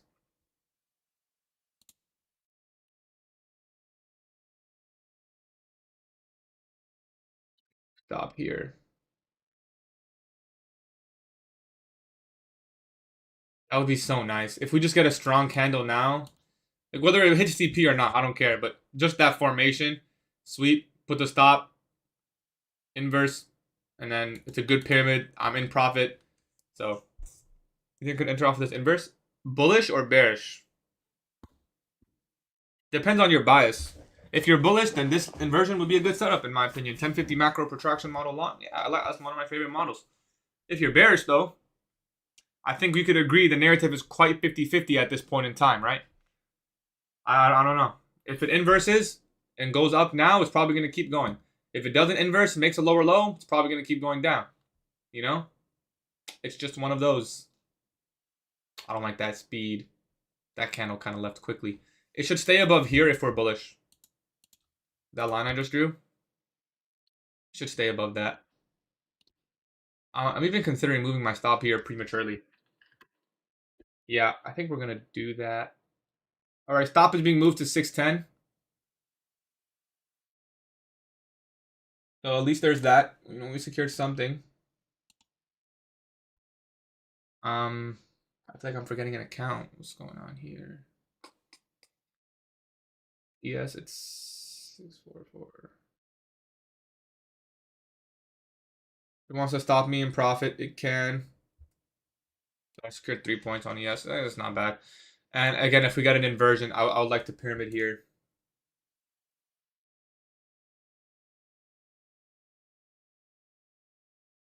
Yeah, it might make a lower low. YM looks pretty good on. If you guys look at YM, we gotta start trading YM, bro. I feel like every time this last week that we take a trade on. Oh yeah, it's still gonna be. I mean, it's not gonna be much. We're only securing 15 points, so we'll be down 0.7 R on the day. Well, no, we'd be down point. Remember, we only lost 0.5 R, so we lost 50 points on the micro. This is gonna be securing 15 points, so we'd be down 35 points, so $70, which is totally good with me.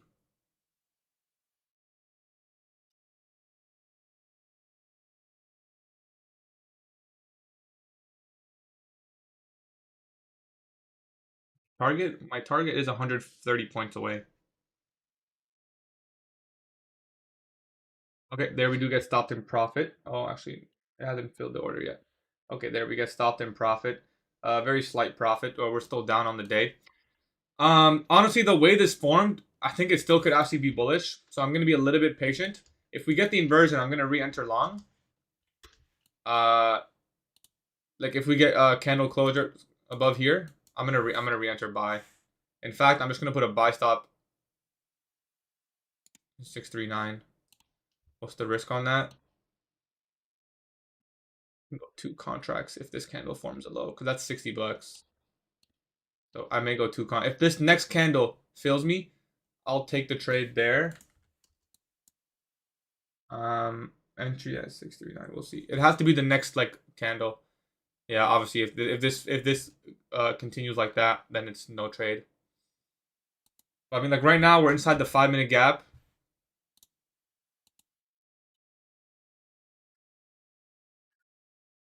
Inside the 5-minute bullish fair value gap. We'll see if it holds or not. I don't know if it will. I think it might, if I'm being honest. We'll see.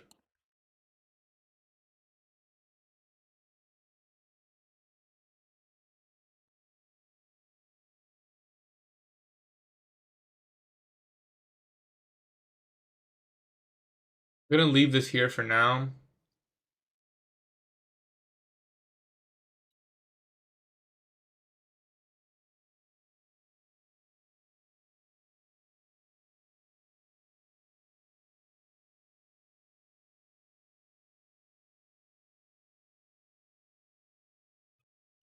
Yeah, something like this.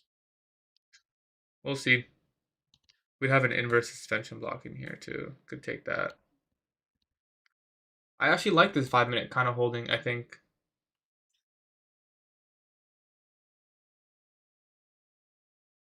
For now, at least. I mean, if it's going to go above here, I think it will continue. And this would be just a nice deviation. If -1 is below, that's a really good sign that our target's very achievable. -1 is now below. But that's a nice fair value gap. Or below -2 at least.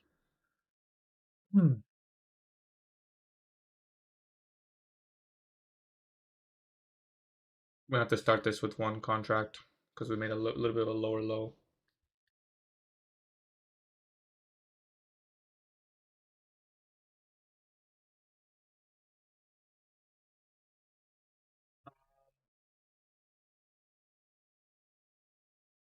Yep, I mean, I have the buy stop in place. I may cancel the order. My account's not letting me put a buy stop here. Just wait.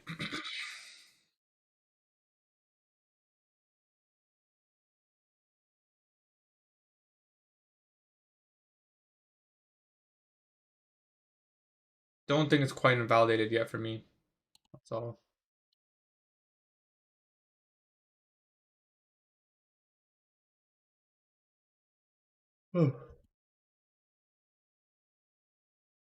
ES can take out this low, then maybe we can move higher. 5-minute gap on ES. 10-minute gap? Did we get a 10-minute gap? Yeah, we're inside the 10-minute gap. Stop loss will be 35 points. Yeah, I think what I'll do is I'll make it a 2 contract trade and just, if I lose, it's last trade of the day. I think that's what I'll do.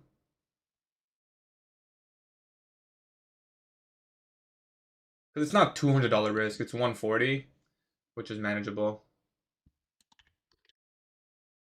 For now. Although obviously it doesn't look like it's forming, but it's quite sloppy. I'd have to see some clear structure, like a single pass, breakaway gap kind of formation.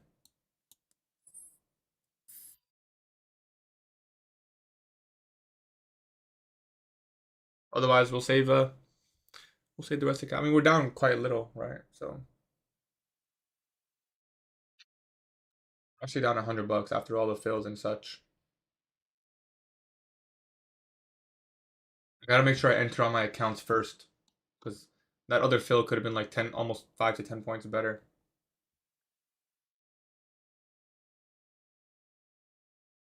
Yeah, personally, I think this 5 minute can hold. I still believe in the buy narrative.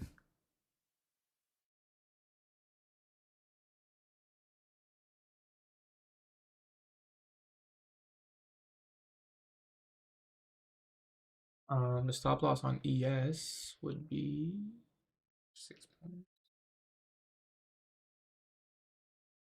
We'll see. May get filled in here.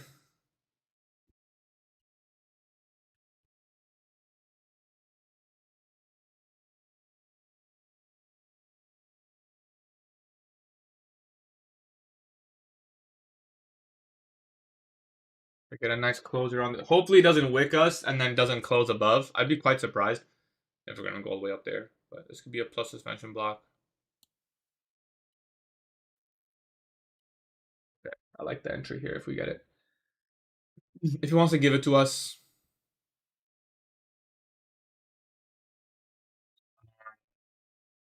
watching how it trades here.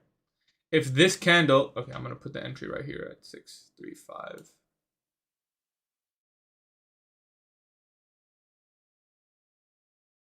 If that candle fills, that would become an immediate rebalance, and I can take my entry off of that.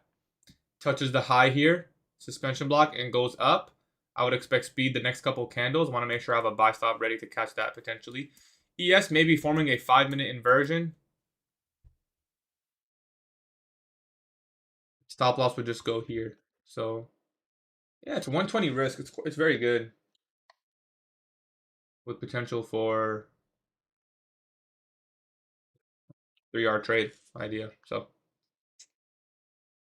obviously you have to respect this. It has to be this candle. It can go 1 or 2 ticks lower, but if it doesn't, if it goes past this, I'd probably just cut the idea. Yeah. So if it doesn't go higher now, I will have to most likely abandon this idea. Like on this candle. Should be quite telling.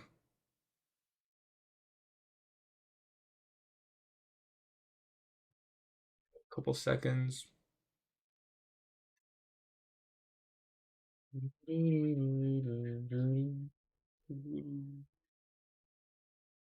Cancel the orders. Do not want to be filled into a long right now.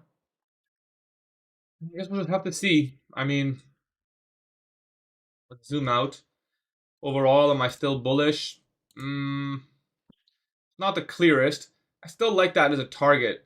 It's just hard to say when that target will be hit. I like how we closed above the order block, but it's not really looking bullish, if I'm being honest.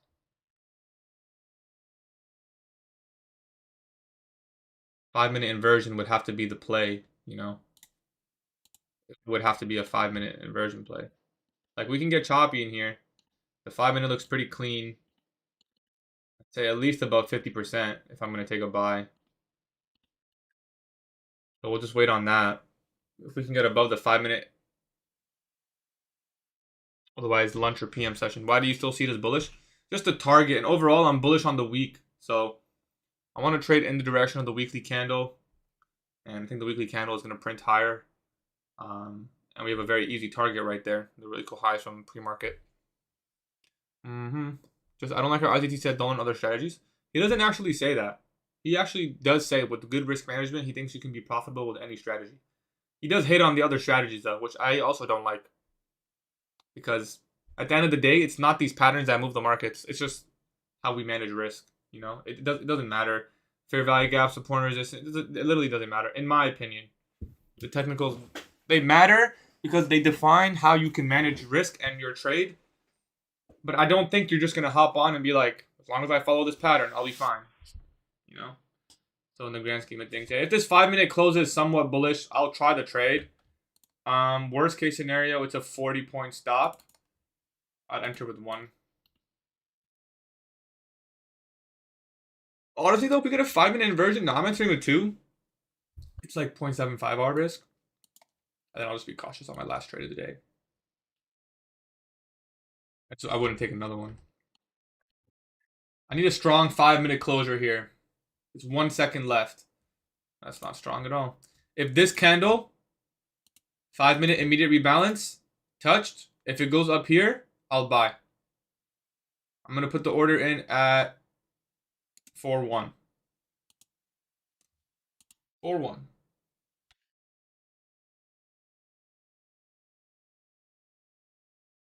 Actually, I'm considering putting the order a lot lower. 3-7 is good.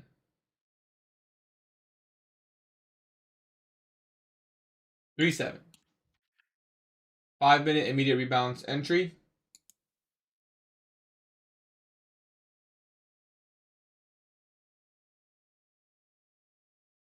The premise that we will potentially inverse the 5 if we come up here, and it would just be a 5-minute protraction model. I'm looking at the 10-minute. It would be also a 10-minute order block in 4 minutes. I think the 10-minute looks strong. Is there an SMT at the bottom of that 10-minute? Somewhat of an SMT. I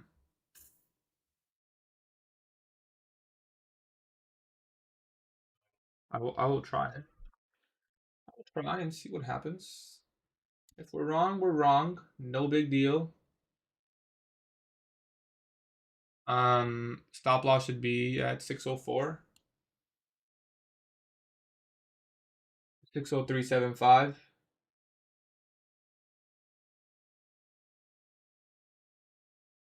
All right, this will be my last trade of the stream. Stop loss at 60375. And a pretty good risk to reward trade. Looking for around 3-ish R, a little bit less. Anticipating a 5-minute inversion fair value gap. We've already inversed the suspension block in here, so I just need a little bit more confirmation. Plus sus. Just entered off the buy stop. See if it wants to give us those highs. 8 point, yeah. So on ES as well. ES looks a little bit nicer if I'm being honest. It's already gonna break above this high. If we get above here, should be smooth sailing.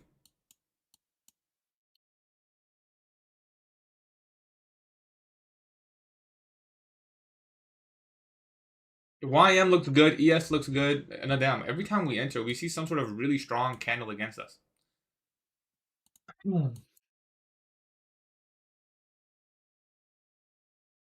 Strong candle. Not gonna lie. That's a very strong candle. A very strong candle. 5-minute was looking good. Now, it doesn't look so good. But we'll see. I think we'll watch it on the...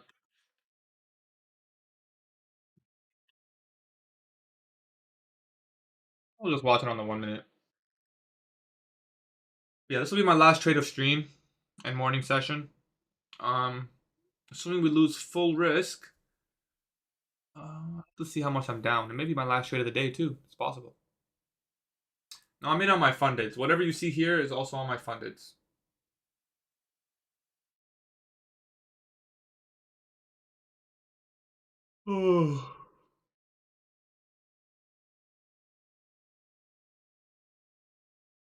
Rating his patch.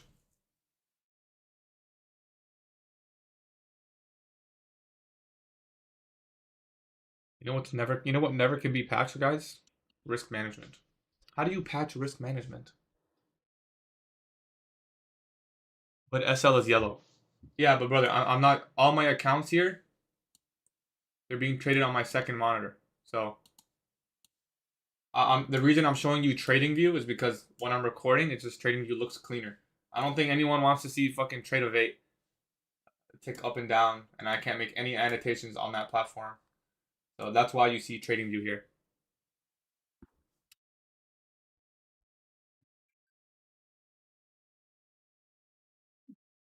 Trade of 8 might be one of the worst platforms ever. I don't even know why they have drawing tools. Does anyone actually use the drawing tools on Trade of 8? Because they're literally awful. They're quite literally the worst.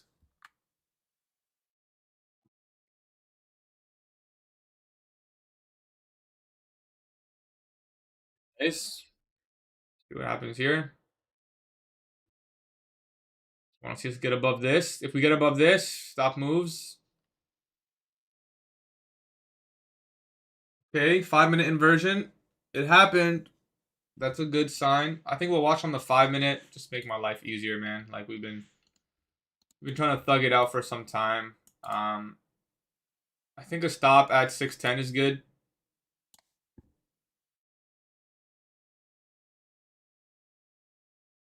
Call it 610 flat. That's for S&P 500.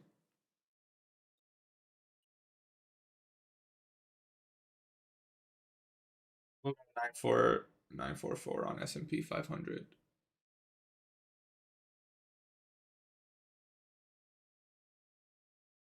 Yeah, I'm just gonna watch it on the 5-minute. I really can't be asked to make annotations or anything. So pretty simple trade. 5-minute bullish fair value gap, 5-minute inversion, target the equal highs, 1050 macro, continuation play from the 10 a.m. reversal. We're gonna take partials. No partials on this trade. I would let it go.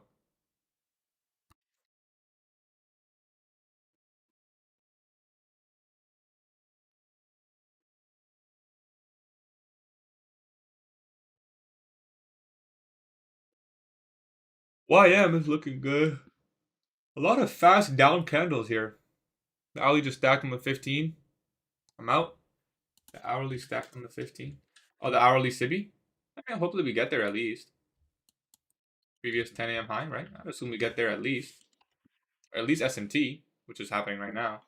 So there's an SMT here.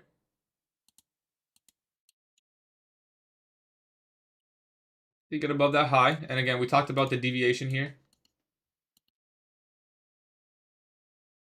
NVIDIA attempting to break previous day's high. Oh, is NVIDIA green as hell? Oh. You said finally, like. I was expecting something a lot better. You're right, though. NVIDIA is approaching. Oh, break previous day's high. I was going to say, because we already see a move higher. Anyways. I'm in the trade on ES as well, and I'm just going to say that it looks a lot better. Maybe I should have switched to ES on the fundage as well.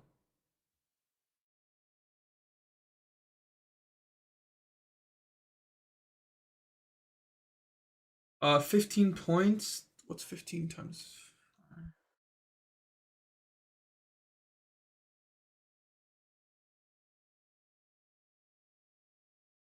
I would like it a lot if ES forms a fair value gap right here. On top of this. I mean, this is quite literally like, kind of like a breakout, right?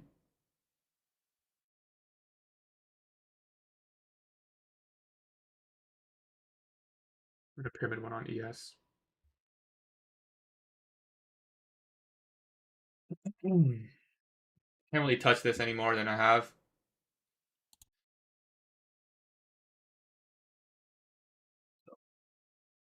Pyramid one on ES, but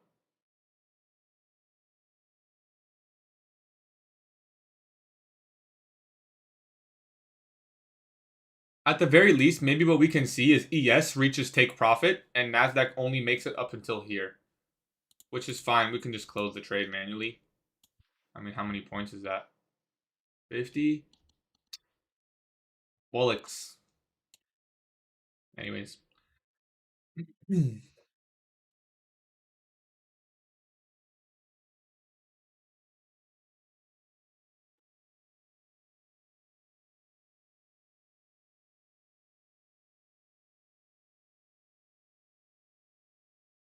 I want to see that SMT break.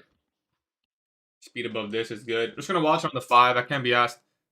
This is my third trade. Third trade. Yeah, third long of the day. Third long of the day. SMT has broken. YM is approaching the buy side. Can we get follow through? The 15-minute gap is formed. 10-minute order block has formed. 15-minute order block has formed. Stop loss placement is good. Yeah, can't touch my stop loss, guys. I mean, there's nowhere to put it. I'll be honest.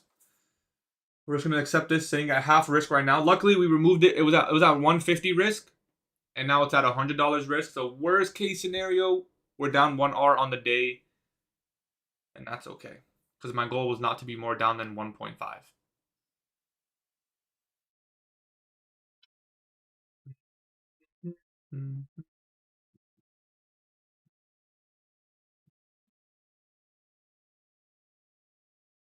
This candle's low.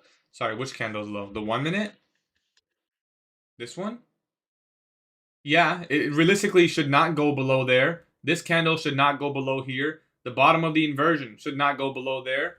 Um, that's my next stop loss reduction, the bottom of the inversion. So now that we picked up that high, I do not want to see the bottom of the inversion be revisited. We can revisit the top, but if we're going to come back all the way down to the bottom, take me out, son. I don't want to be a participant.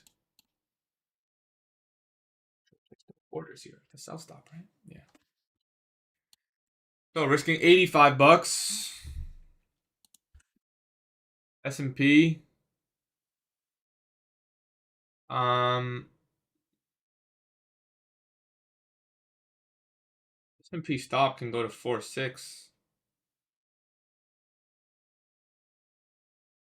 6.5. Like that, actually. Anyways, 11.07 candle low. 11.07. Yeah, that should be safe. That's an order block. It should not come below that. If you want to give yourself 4 more points, I agree with you. It should not come below this candle's low at 620. So I'm just giving it the extra 4 points. We can always close manually. Like, I like to put my stop a little bit lower than where I think sometimes, because I can always just get out of the trade, you know.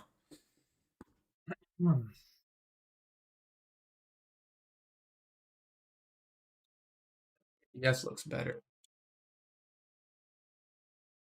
My entry on ES, yeah, my entry on ES was bad, guys. Shit. The 5 minute inversion formed at 4.7. My entry's at, yeah, that's not good. Could have got 4, 5. Yeah, I mean, it's fine, but sounds like you don't trust your trade. There's no trust involved in this, brother. It's not about trust. You think what? I'm gonna trust the market? Market doesn't give a shit about me, bro. Market don't give two shits about me. It's gonna do whatever it wants. It's my job just to see what the market's likely to do and manage my risk accordingly.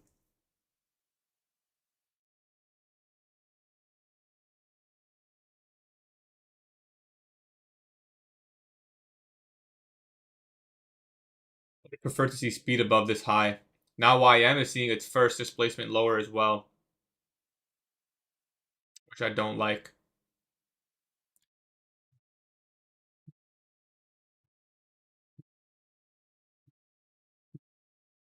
I am considering potentially closing the trade here soon.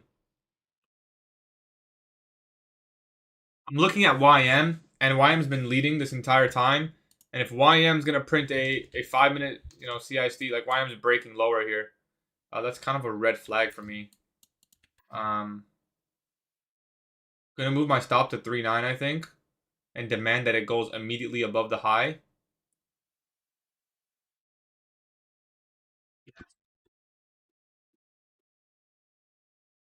Maybe at the very least, let's put it at 620 for now.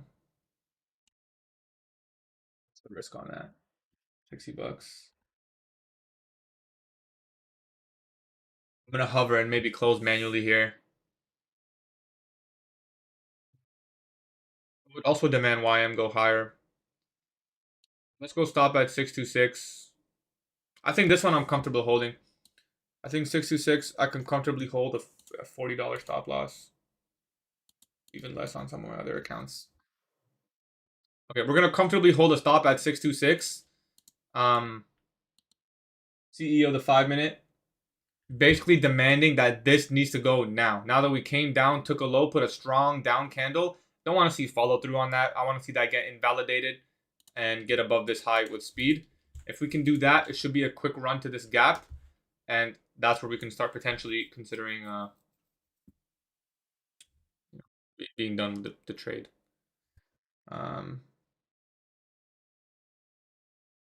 ES stop move to 649.5.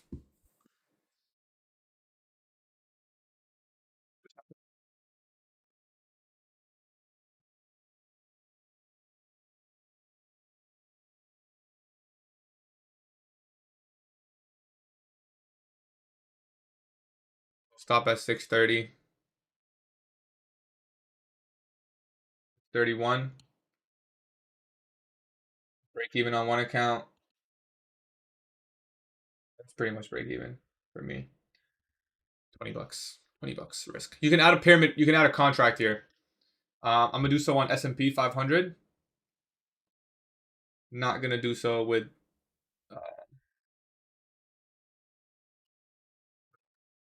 the other guys. Lagging. And Nasdaq's lagging. I should have probably taken this on the. Okay, this is where we're moving stop to 639 officially. Sorry, 641. Seeing everything I need to see. Stop is now in profit. We should start seeing speed above this high. We should not revisit back below this low. Good risk management. Content with the trade. Now see if the market wants to give us at least this SIBI. I would say at least that SIBI. Yeah, but we'll watch it on the 1 minute chart now. Right, this is a bullish order block with a fair value gap paired. That should be very sensitive. It should be speeding up here now.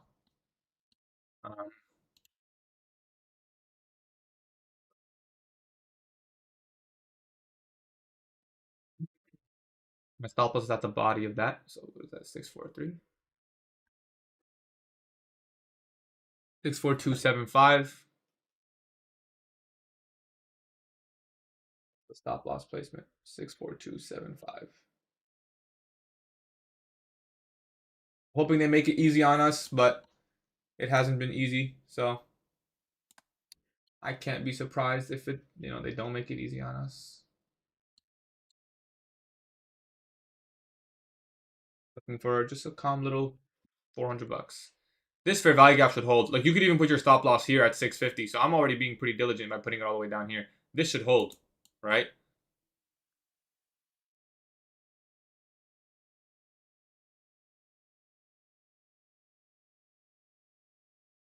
I'm gonna move my stop to 650. 650 and a half on S&P 500. So 3 point stop for me. We could just consolidate until 12. I mean, that can always happen, I guess. If 40-minute consolidation, if that's gonna happen, bro. Hopefully we get out break even at least, right? Okay, moving the stop to 650. At this point in time, don't want to see this gap completely filled in. This is probably the most I can move my stop before any significant structure is formed. This is just me trailing with profits with the PD raise, but realistically, anymore, I can't really move my stop. Does not make sense.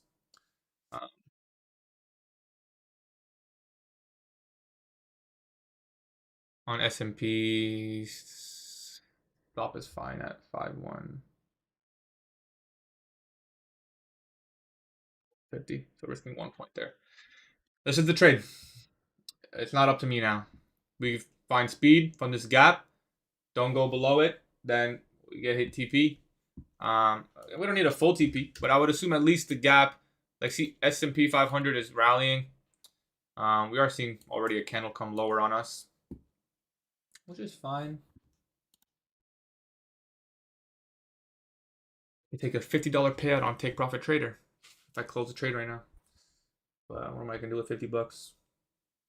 Is there a video that you explain how to determine the general direction? I have a couple of videos on that on my YouTube channel if you're curious.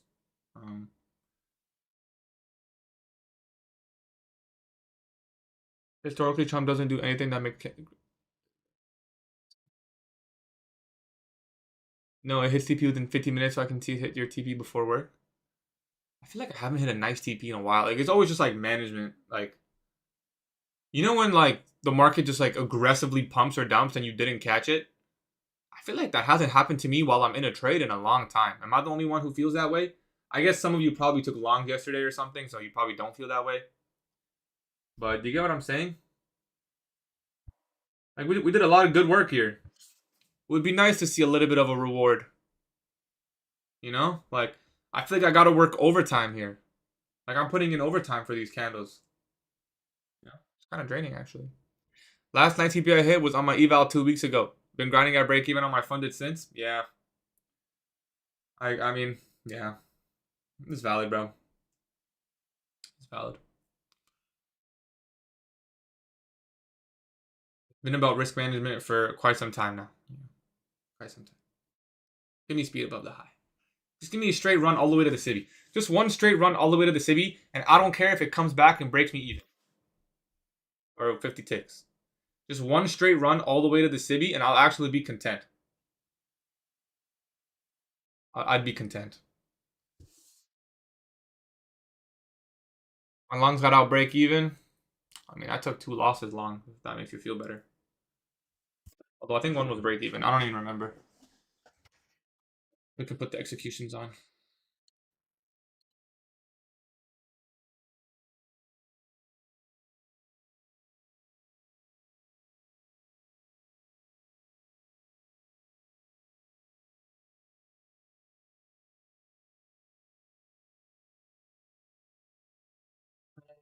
Yeah. Just gotta wait now. Take the partial for no longer being a negative. The only reason I would partial is if it no, the partial doesn't make sense. There's no reason to take a partial right now. All accounts are green today. Nice, bro. The comments doubting the long before. It is what it is, bro. Keep doing. I swear to God, it hits. It has gaps in it. I don't see no gaps. Is there gaps? You sure you're on MNQ? Because I have both charts open. I don't see no gaps.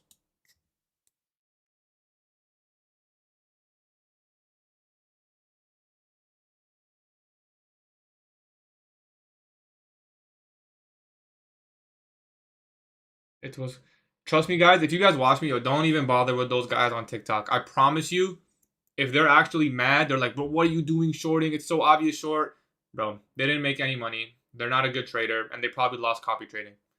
There's no good trader out there that's in my chat telling me that I should have done something differently. That can you guys imagine me going to someone else's chat and being like, "Bro, you went long, but it was so short, obvious." Who the hell does that? Like the biggest losers. Like these guys, have like $15 to their name. They're on an eval. And I'm not saying that's a bad thing, but to be hating on somebody else, like that's kind of crazy, bro. Like, can you imagine your favorite trader was in other people's chats? Like, what the fuck? You went long? You stupid? It was short, bro.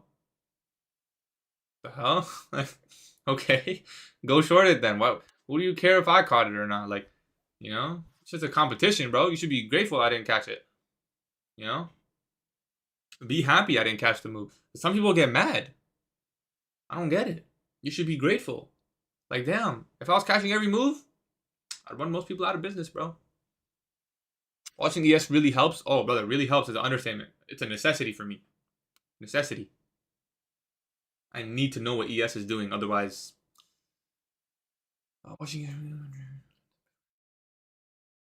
VIX is just a volatility index. I wouldn't say they're correlated, but yeah, I mean, you can say that. What really matters here is 12 times 5 is 60. 60 times 3 is. Took the 5 minute and got break even when the internal high got taken. Yeah, I mean, if you're gonna break even after the internal high gets taken, then you're gonna get stop break even sometimes. Yeah, it's okay. We don't even know this is gonna hit TP. First of all, second of all, I think ES will take the high and Nasdaq won't, and that's why I just want to see this gap. Then again, we have it looks like another doom candle. How many doom candle? It takes us 20 minutes to move up, and one retracement candle to wipe out everything. That's happened a couple times today. It's quite uncomfortable to hold during charts like that. Obviously, a high resistance buy program, which is not a comfortable hold, but at least we're managing risk. Do you consider taking something off the 5 minute civvy? It depends where ES is at, but yeah, I do potentially consider maybe even fully closing there because there is going to be an SMT here. And wait, yeah, the SMT would be here. So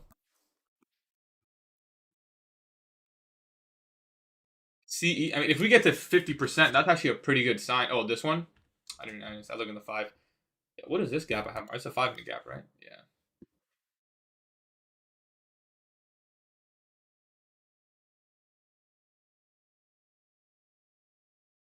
I feel like we haven't seen a black like this is obviously like whatever like it's not a technical analysis or anything, but we really haven't seen a black candle in a while.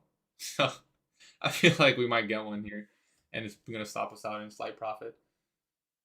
Hmm. No green candles in this drop, bro.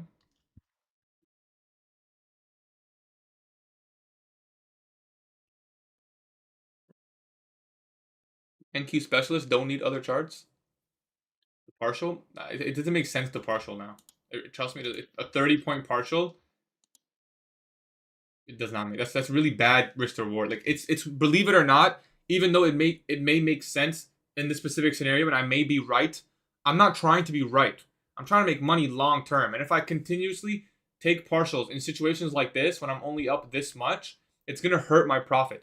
It's more worth, believe it or not, even though it may fail this time, it's more worth it for me to just hold the trade and see if it runs higher and see if it's a winning trade, because for the couple of times that it is, it's gonna make me more money than the partials. Does that make sense? So yes, partialing can be good, but you need to make sure you're doing it correctly. I cannot be partial. Just be a negative risk to reward trade, and it could be a winner. You know, it's not like oh man, this trade is cooked.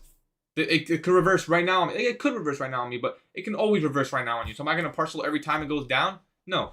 If we take out the buy side, there's an SMT and this specific time. Like, okay, will you close the trade if ES takes a high? I will aggressively move my stop and then go from there. Hopefully that answers your question.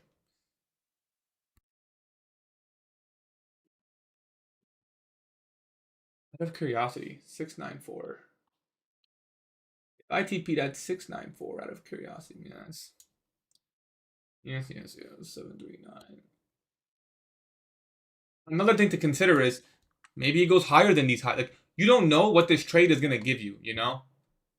I'm gonna trade right now, and I have the luxury of my stop and profit. Let me see if it's gonna be a principal. What if we take out the highs and we go all the way to the daily buy side? Am I gonna potentially give away 150 points because I took, you know? So I'm not saying that's likely to happen, but you just want to take what the market gives you. That's all I'm trying to say. You just gotta take what the market gives you. You know, that's all. YM finally make a higher high, so that's good. There's an SMT there. I like watching this 5 minute chart. Honestly, it's kind of peaceful. Hmm.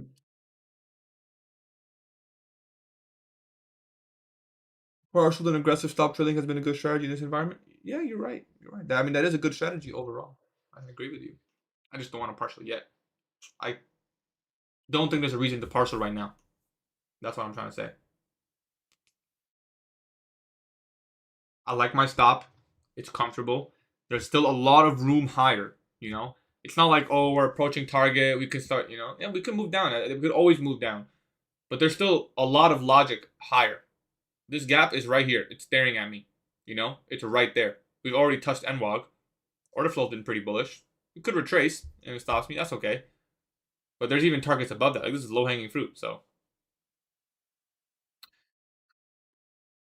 ES is almost at its objective. Although ES did trade to 930 open, which is a little bit of a red flag. But if we can get above that, that'd be nice. ES is all the way up here, just to put into retrospect. ES is up here. So it is kind of a red flag. But Micro had a crazy wick. Oh shit, that wick almost took me out. It didn't, but it almost did. Yeah, I see that. I see that. My thought pulse is at 650. On S&P, it's at 951. When is boot camp? As soon as this trade is done, I will be hopping on boot camp. I'll make an announcement. Let's make an announcement now, actually. Let's call it 12. Should be done by 12.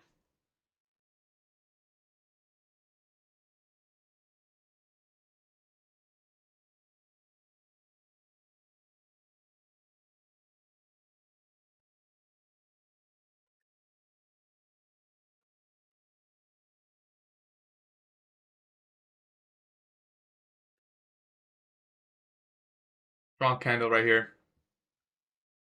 Strong candle may take us out.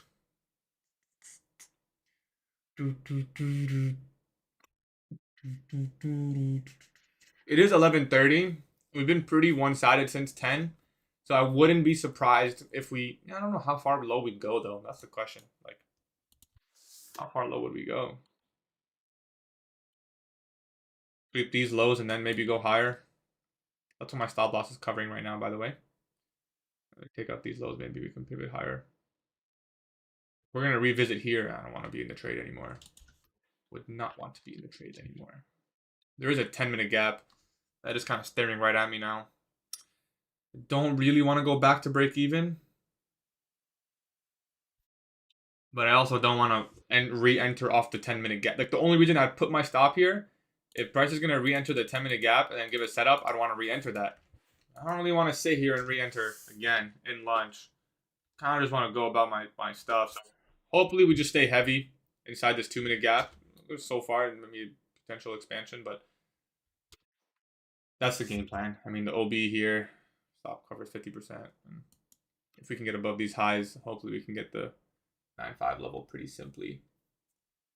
Otherwise, yeah, we'll take the partial loss on the day.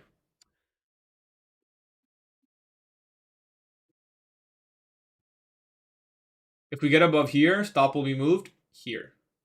Secure an extra 10 points, which would almost be 0.5R.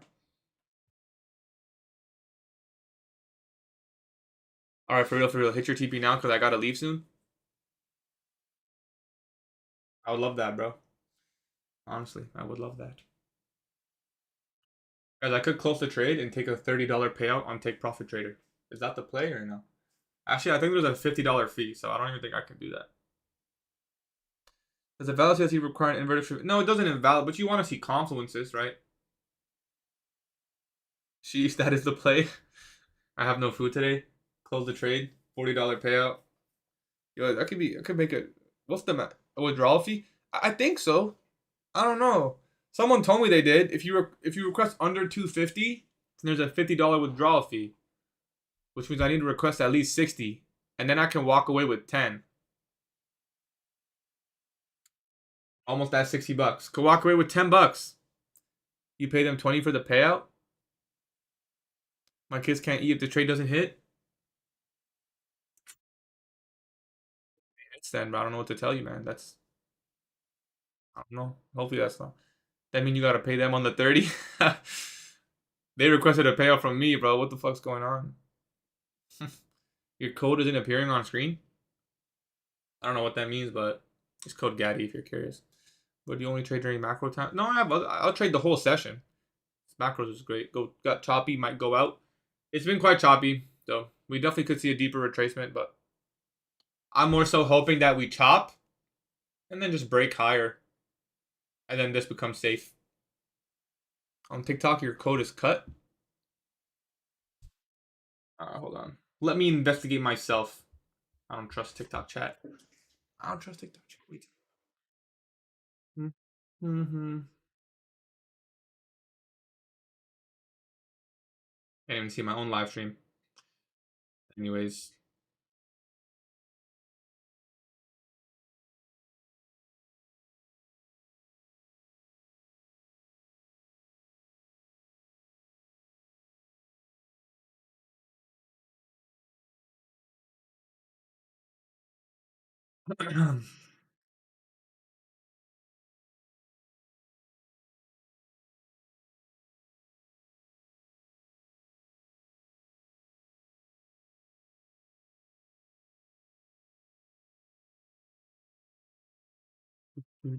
Well, why are you guys so against? Well, TikTok is so against activation fees. If you're scared of an activation fee, just say it. You don't think you can get a payout. It's true. Yeah, I fell off, bro. I can't lie. I only have 200 viewers. Realistically, unless you're trying to start out, okay, then I take it back. If you're trying to start out, you want to keep the prices smaller, but I'm honestly thinking about putting my stop here because if it's gonna go lower than here, it's probably gonna go hit my level. Hate to do it, but I think it's the right move. Stop at 660. It's the right move. It's the right move. I know deep down that if it goes below this low, it's most likely going to just keep going lower. So realistically, it shouldn't even go below here, but 6-6. Damn, the micro is completely different. Oh, yeah, that wick is way bigger on the micro. You guys are right. Stop is staying there. Demand it go now.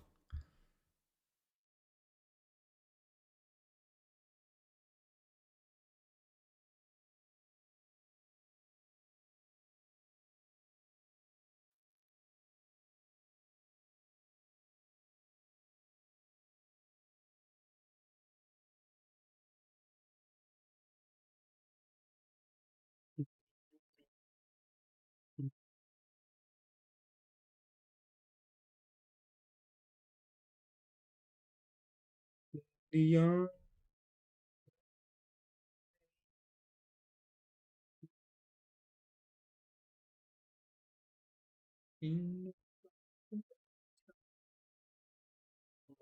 What? Why did it take so long to make a higher high? Then we just like immediately come down. It makes holding the trade very frustrating. I'm not gonna lie. I'm not gonna lie to you guys. It makes holding the trade quite frustrating because we work so hard to make one higher high, and it's like one candle just immediately makes a lower low. The good news is stop loss can be moved in profit on S&P, 1.25 points.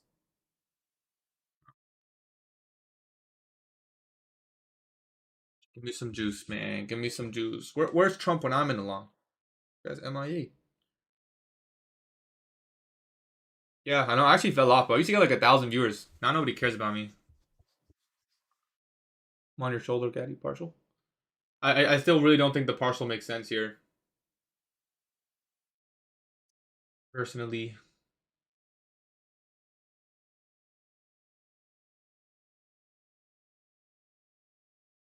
If I had more pyramids in, maybe, but for just a 2 contract de-risk trade, I'd rather let it win.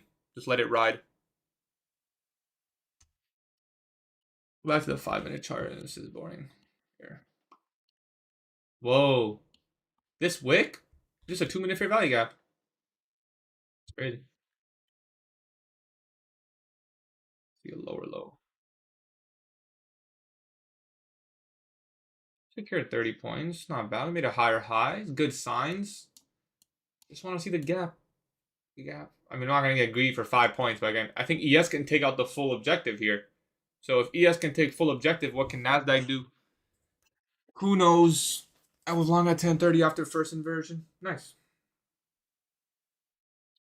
I mean, realistically, stop on micro is at 660. Yeah, it's at 660. Stop on micro is 660.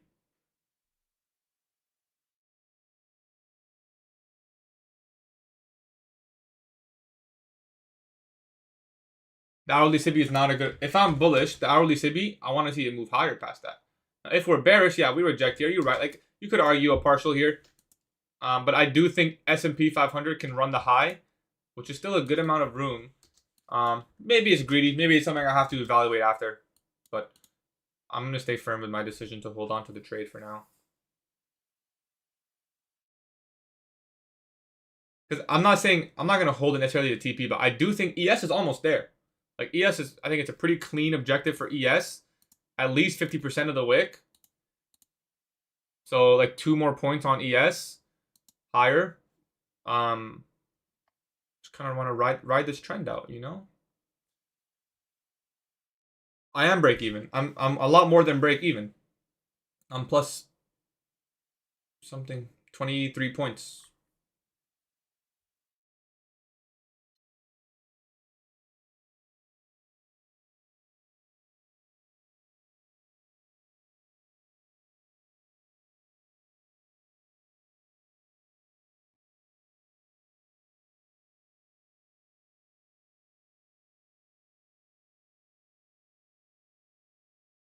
How do you know when 930 will chop? If there's a large move overnight, there's a good chance 930 will consolidate. I'd say that's the number 1 factor. Okay, my eval the same with that trade funded, too slow and risk. I would take on the rest of it. Well, it seems like there's an easy fix to that, wouldn't you say? Just double your risk. Trade the exact same way. Just double your risk on eval. Wouldn't you say that's a pretty easy fix?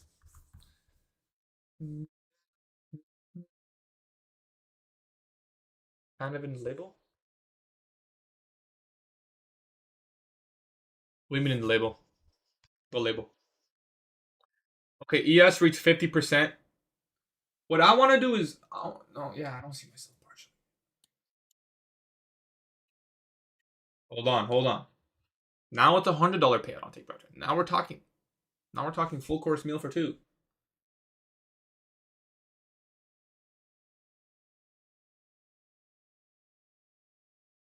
I'm not gonna move it, but I'm just gonna put the stop at 666. Oh, that's bad karma. Let's go 665.75.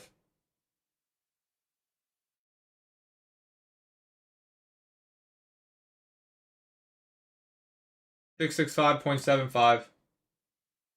I already said it, bro. I'm cooked. I shouldn't have said it. 665.75.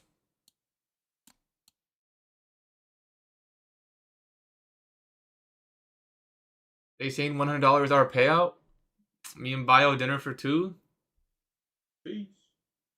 Peace. Peace.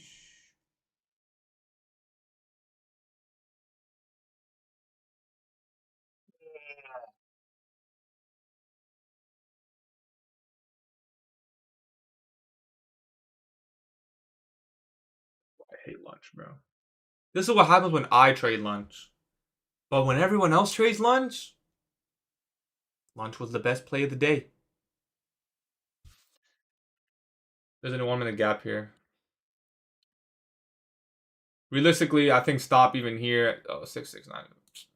We're just gonna ride the profit. I'm not gonna partial, but I'll aggressively move profits. And this is, I mean, okay. The good news is we're guaranteed at least not red on the day, slight green. So that's good. That's good news. Yeah, good news.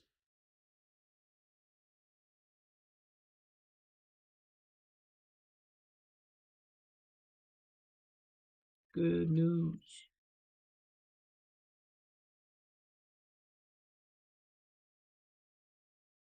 1 minute gap can hold. Even more diligent with the stop. Let's go 7. Let's go 7-1.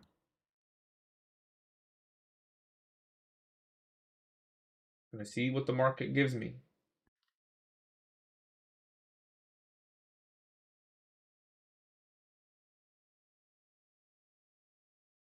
I think ES. Okay, ES is at 50.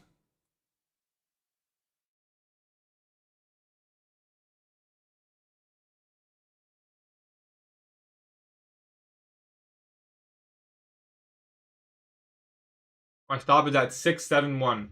25671. If we get the SIBI, I'm gonna trail it aggressively to 680. In fact, I'm gonna go 675 right now. Basically just demanding this thing goes. Trying to fizzle out of this trade. Fizzling out of the trade. 670. I mean, I don't know how many points that is, but it's good enough. I'm not gonna partial, but I will leave my stop here. Like, so okay, I can partial out the SIBI, secure myself an extra $40. Is that $40 worth the potential of expanding 50? I don't think that's worth it. So you guys on TikTok really can't see. Can you guys see now? What if I do this on TikTok? Can you guys see now?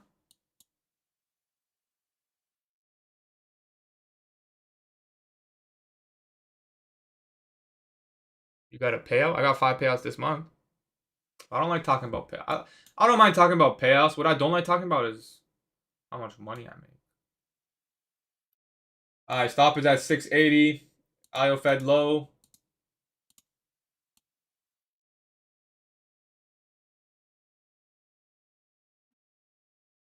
Looks like that may get us out here. Which is basically where I would have partialed anyways. So now it's just hopes and dreams. Um, it's at the most recent low in the fair value gap that completely failed. So this fair value gap wants to be a Thanos fair value gap, then that'd be great. That'd be great. Failed to modify broker order. Why? On ES, we secured 6 points.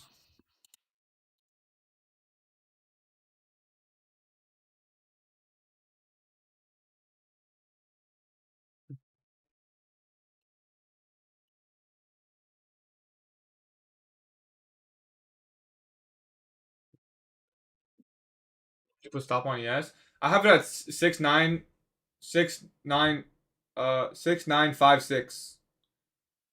That's where my stop's at. Well, it should be higher. I've been kind of lazy. It should be at that low. What is that low? I think it's 6-9-5-7. 6-9-5-7 is my stop at ES. And I'm hoping for the high here. Or honestly, we could potentially hold for an analog fill, but I won't be greedy.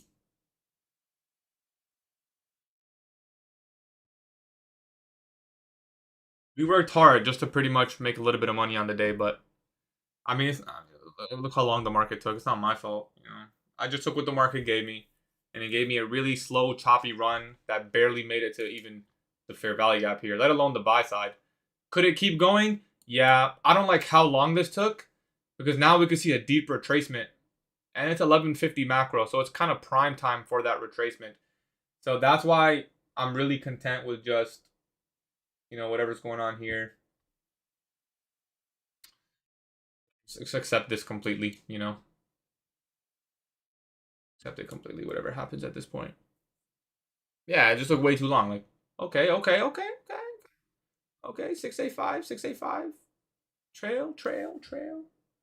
Wait. Keep complaining, guys. Keep complaining. Well, this shit moves so slow, bro. Moves so slow. I think I'm crashing out now. No. Oh, no, they heard me. I mean, this is fine. I mean, this is like where I'd want to be parceling anyways. So we pretty much got the main juice of the trade, I would say. Stop at 25685. At this point, it's literally hopes and dreams. Like, I could have partialed for $20 more. I could partial for $20 more, or I can hold it for potentially $50 or $100 more. You know what I'm saying? So I might as well just hold. Why does it say buy BU1 and SL is closed too? Where does it say that? Shouldn't say that. You gotta adjust the order, brother. ES was moving? Yeah, I'm in the trade on ES still. My stop is at 6.958.50.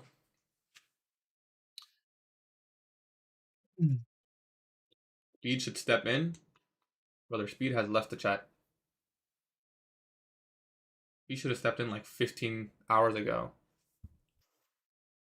This shit will complete the market bear amount of hold. It will likely complete, but there is going to be a deep retracement, in my opinion, at some point when ES takes the buy side. So I'm happy to just trail the stop and profit. I also don't know if it's going to complete. You never really know. I'll take what the market gives me. If it was, we really should have seen Speed here. Like, here's where we really should have started ripping. And instead, from that fair value gap, it took us 31 minutes to make 24 points. We're not even averaging a point a minute, guys. Keep that in mind. Not even a point, 1 point a minute? Come on, bro. I got stopped out on ES. I'm out on ES, plus 1.2% on the live account. Not much, but it is what it is. We'll take plus 1.2%. Still in on the fundeds. 685. Holding strong for now.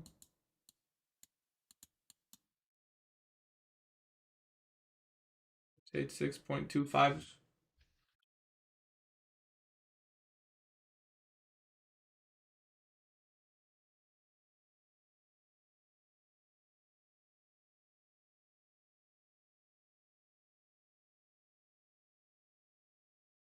Hold, bro. I'm holding. It might stop me out in profit, but I'm holding. How much live capital do you trade with, and what capital would you recommend to start with? I'd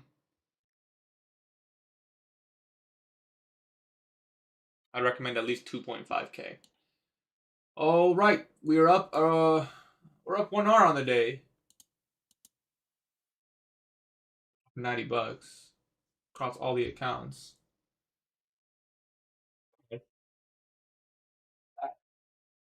I hope this retraces deep. It would make me content. I would recommend 2.5K if you want to trade a 2.5K. 2.5K if you want to trade futures, but you'd have to trade one micro ES. You'd have to trade one micro ES contract. Anyways, I gotta go call boot camp. I appreciate you guys coming through to the live stream. Good hold, good risk management. Finishing slightly green on the day, plus 1R pretty much. I think we're gonna get a deeper retracement. I mean, you can just the volume was dying, and all of a sudden we get a huge drop. So good patience, plus 1%. How do I wanna? Let's journal this in the new. Let's journal this in the new stream channel. So first long I took was okay. Let's mark out the annotations here. So we were right about that low being safe, by the way. It's just unfortunately it came so far against us. It happens. It is what it is. Sloppy. It was sloppy. It was sloppy from the beginning, but we got a delivery from NWAG to NWAG, and I cannot complain about that. So 50 macro. Anyway, I'm just putting up the journal here for you guys. For those of you who are not in the free Discord, I recommend you join the free Discord. Copy.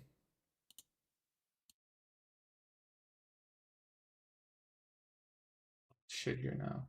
Okay, minimize that.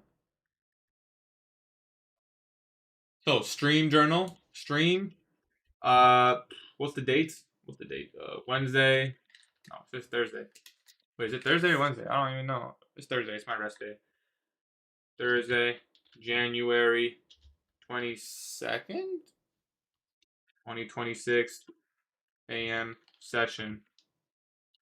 3 trades. Net result plus 0.5 R. Keep in mind, I was risking 0.5 R. So when I say we're up 1 R on the day, that's because every trade I took was risking 0.5 R.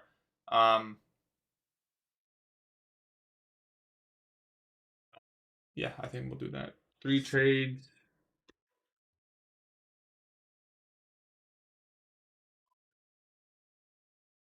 There are 3 longs. Anticipating AM reversal. I was just a run curd, but manage risk well. I'll say we managed risk pretty well today. And for those of you who traded ES, you should have had only 1 win. Well, I don't have to include that, but I never got stopped out on ES. If you had the exact same trade as me here, and here on ES, here you would have broke even or something like that on the trail, but you would have never, like, I'm just up 1%. We didn't take any losses on the live account today, so ES was a little bit better in delivery.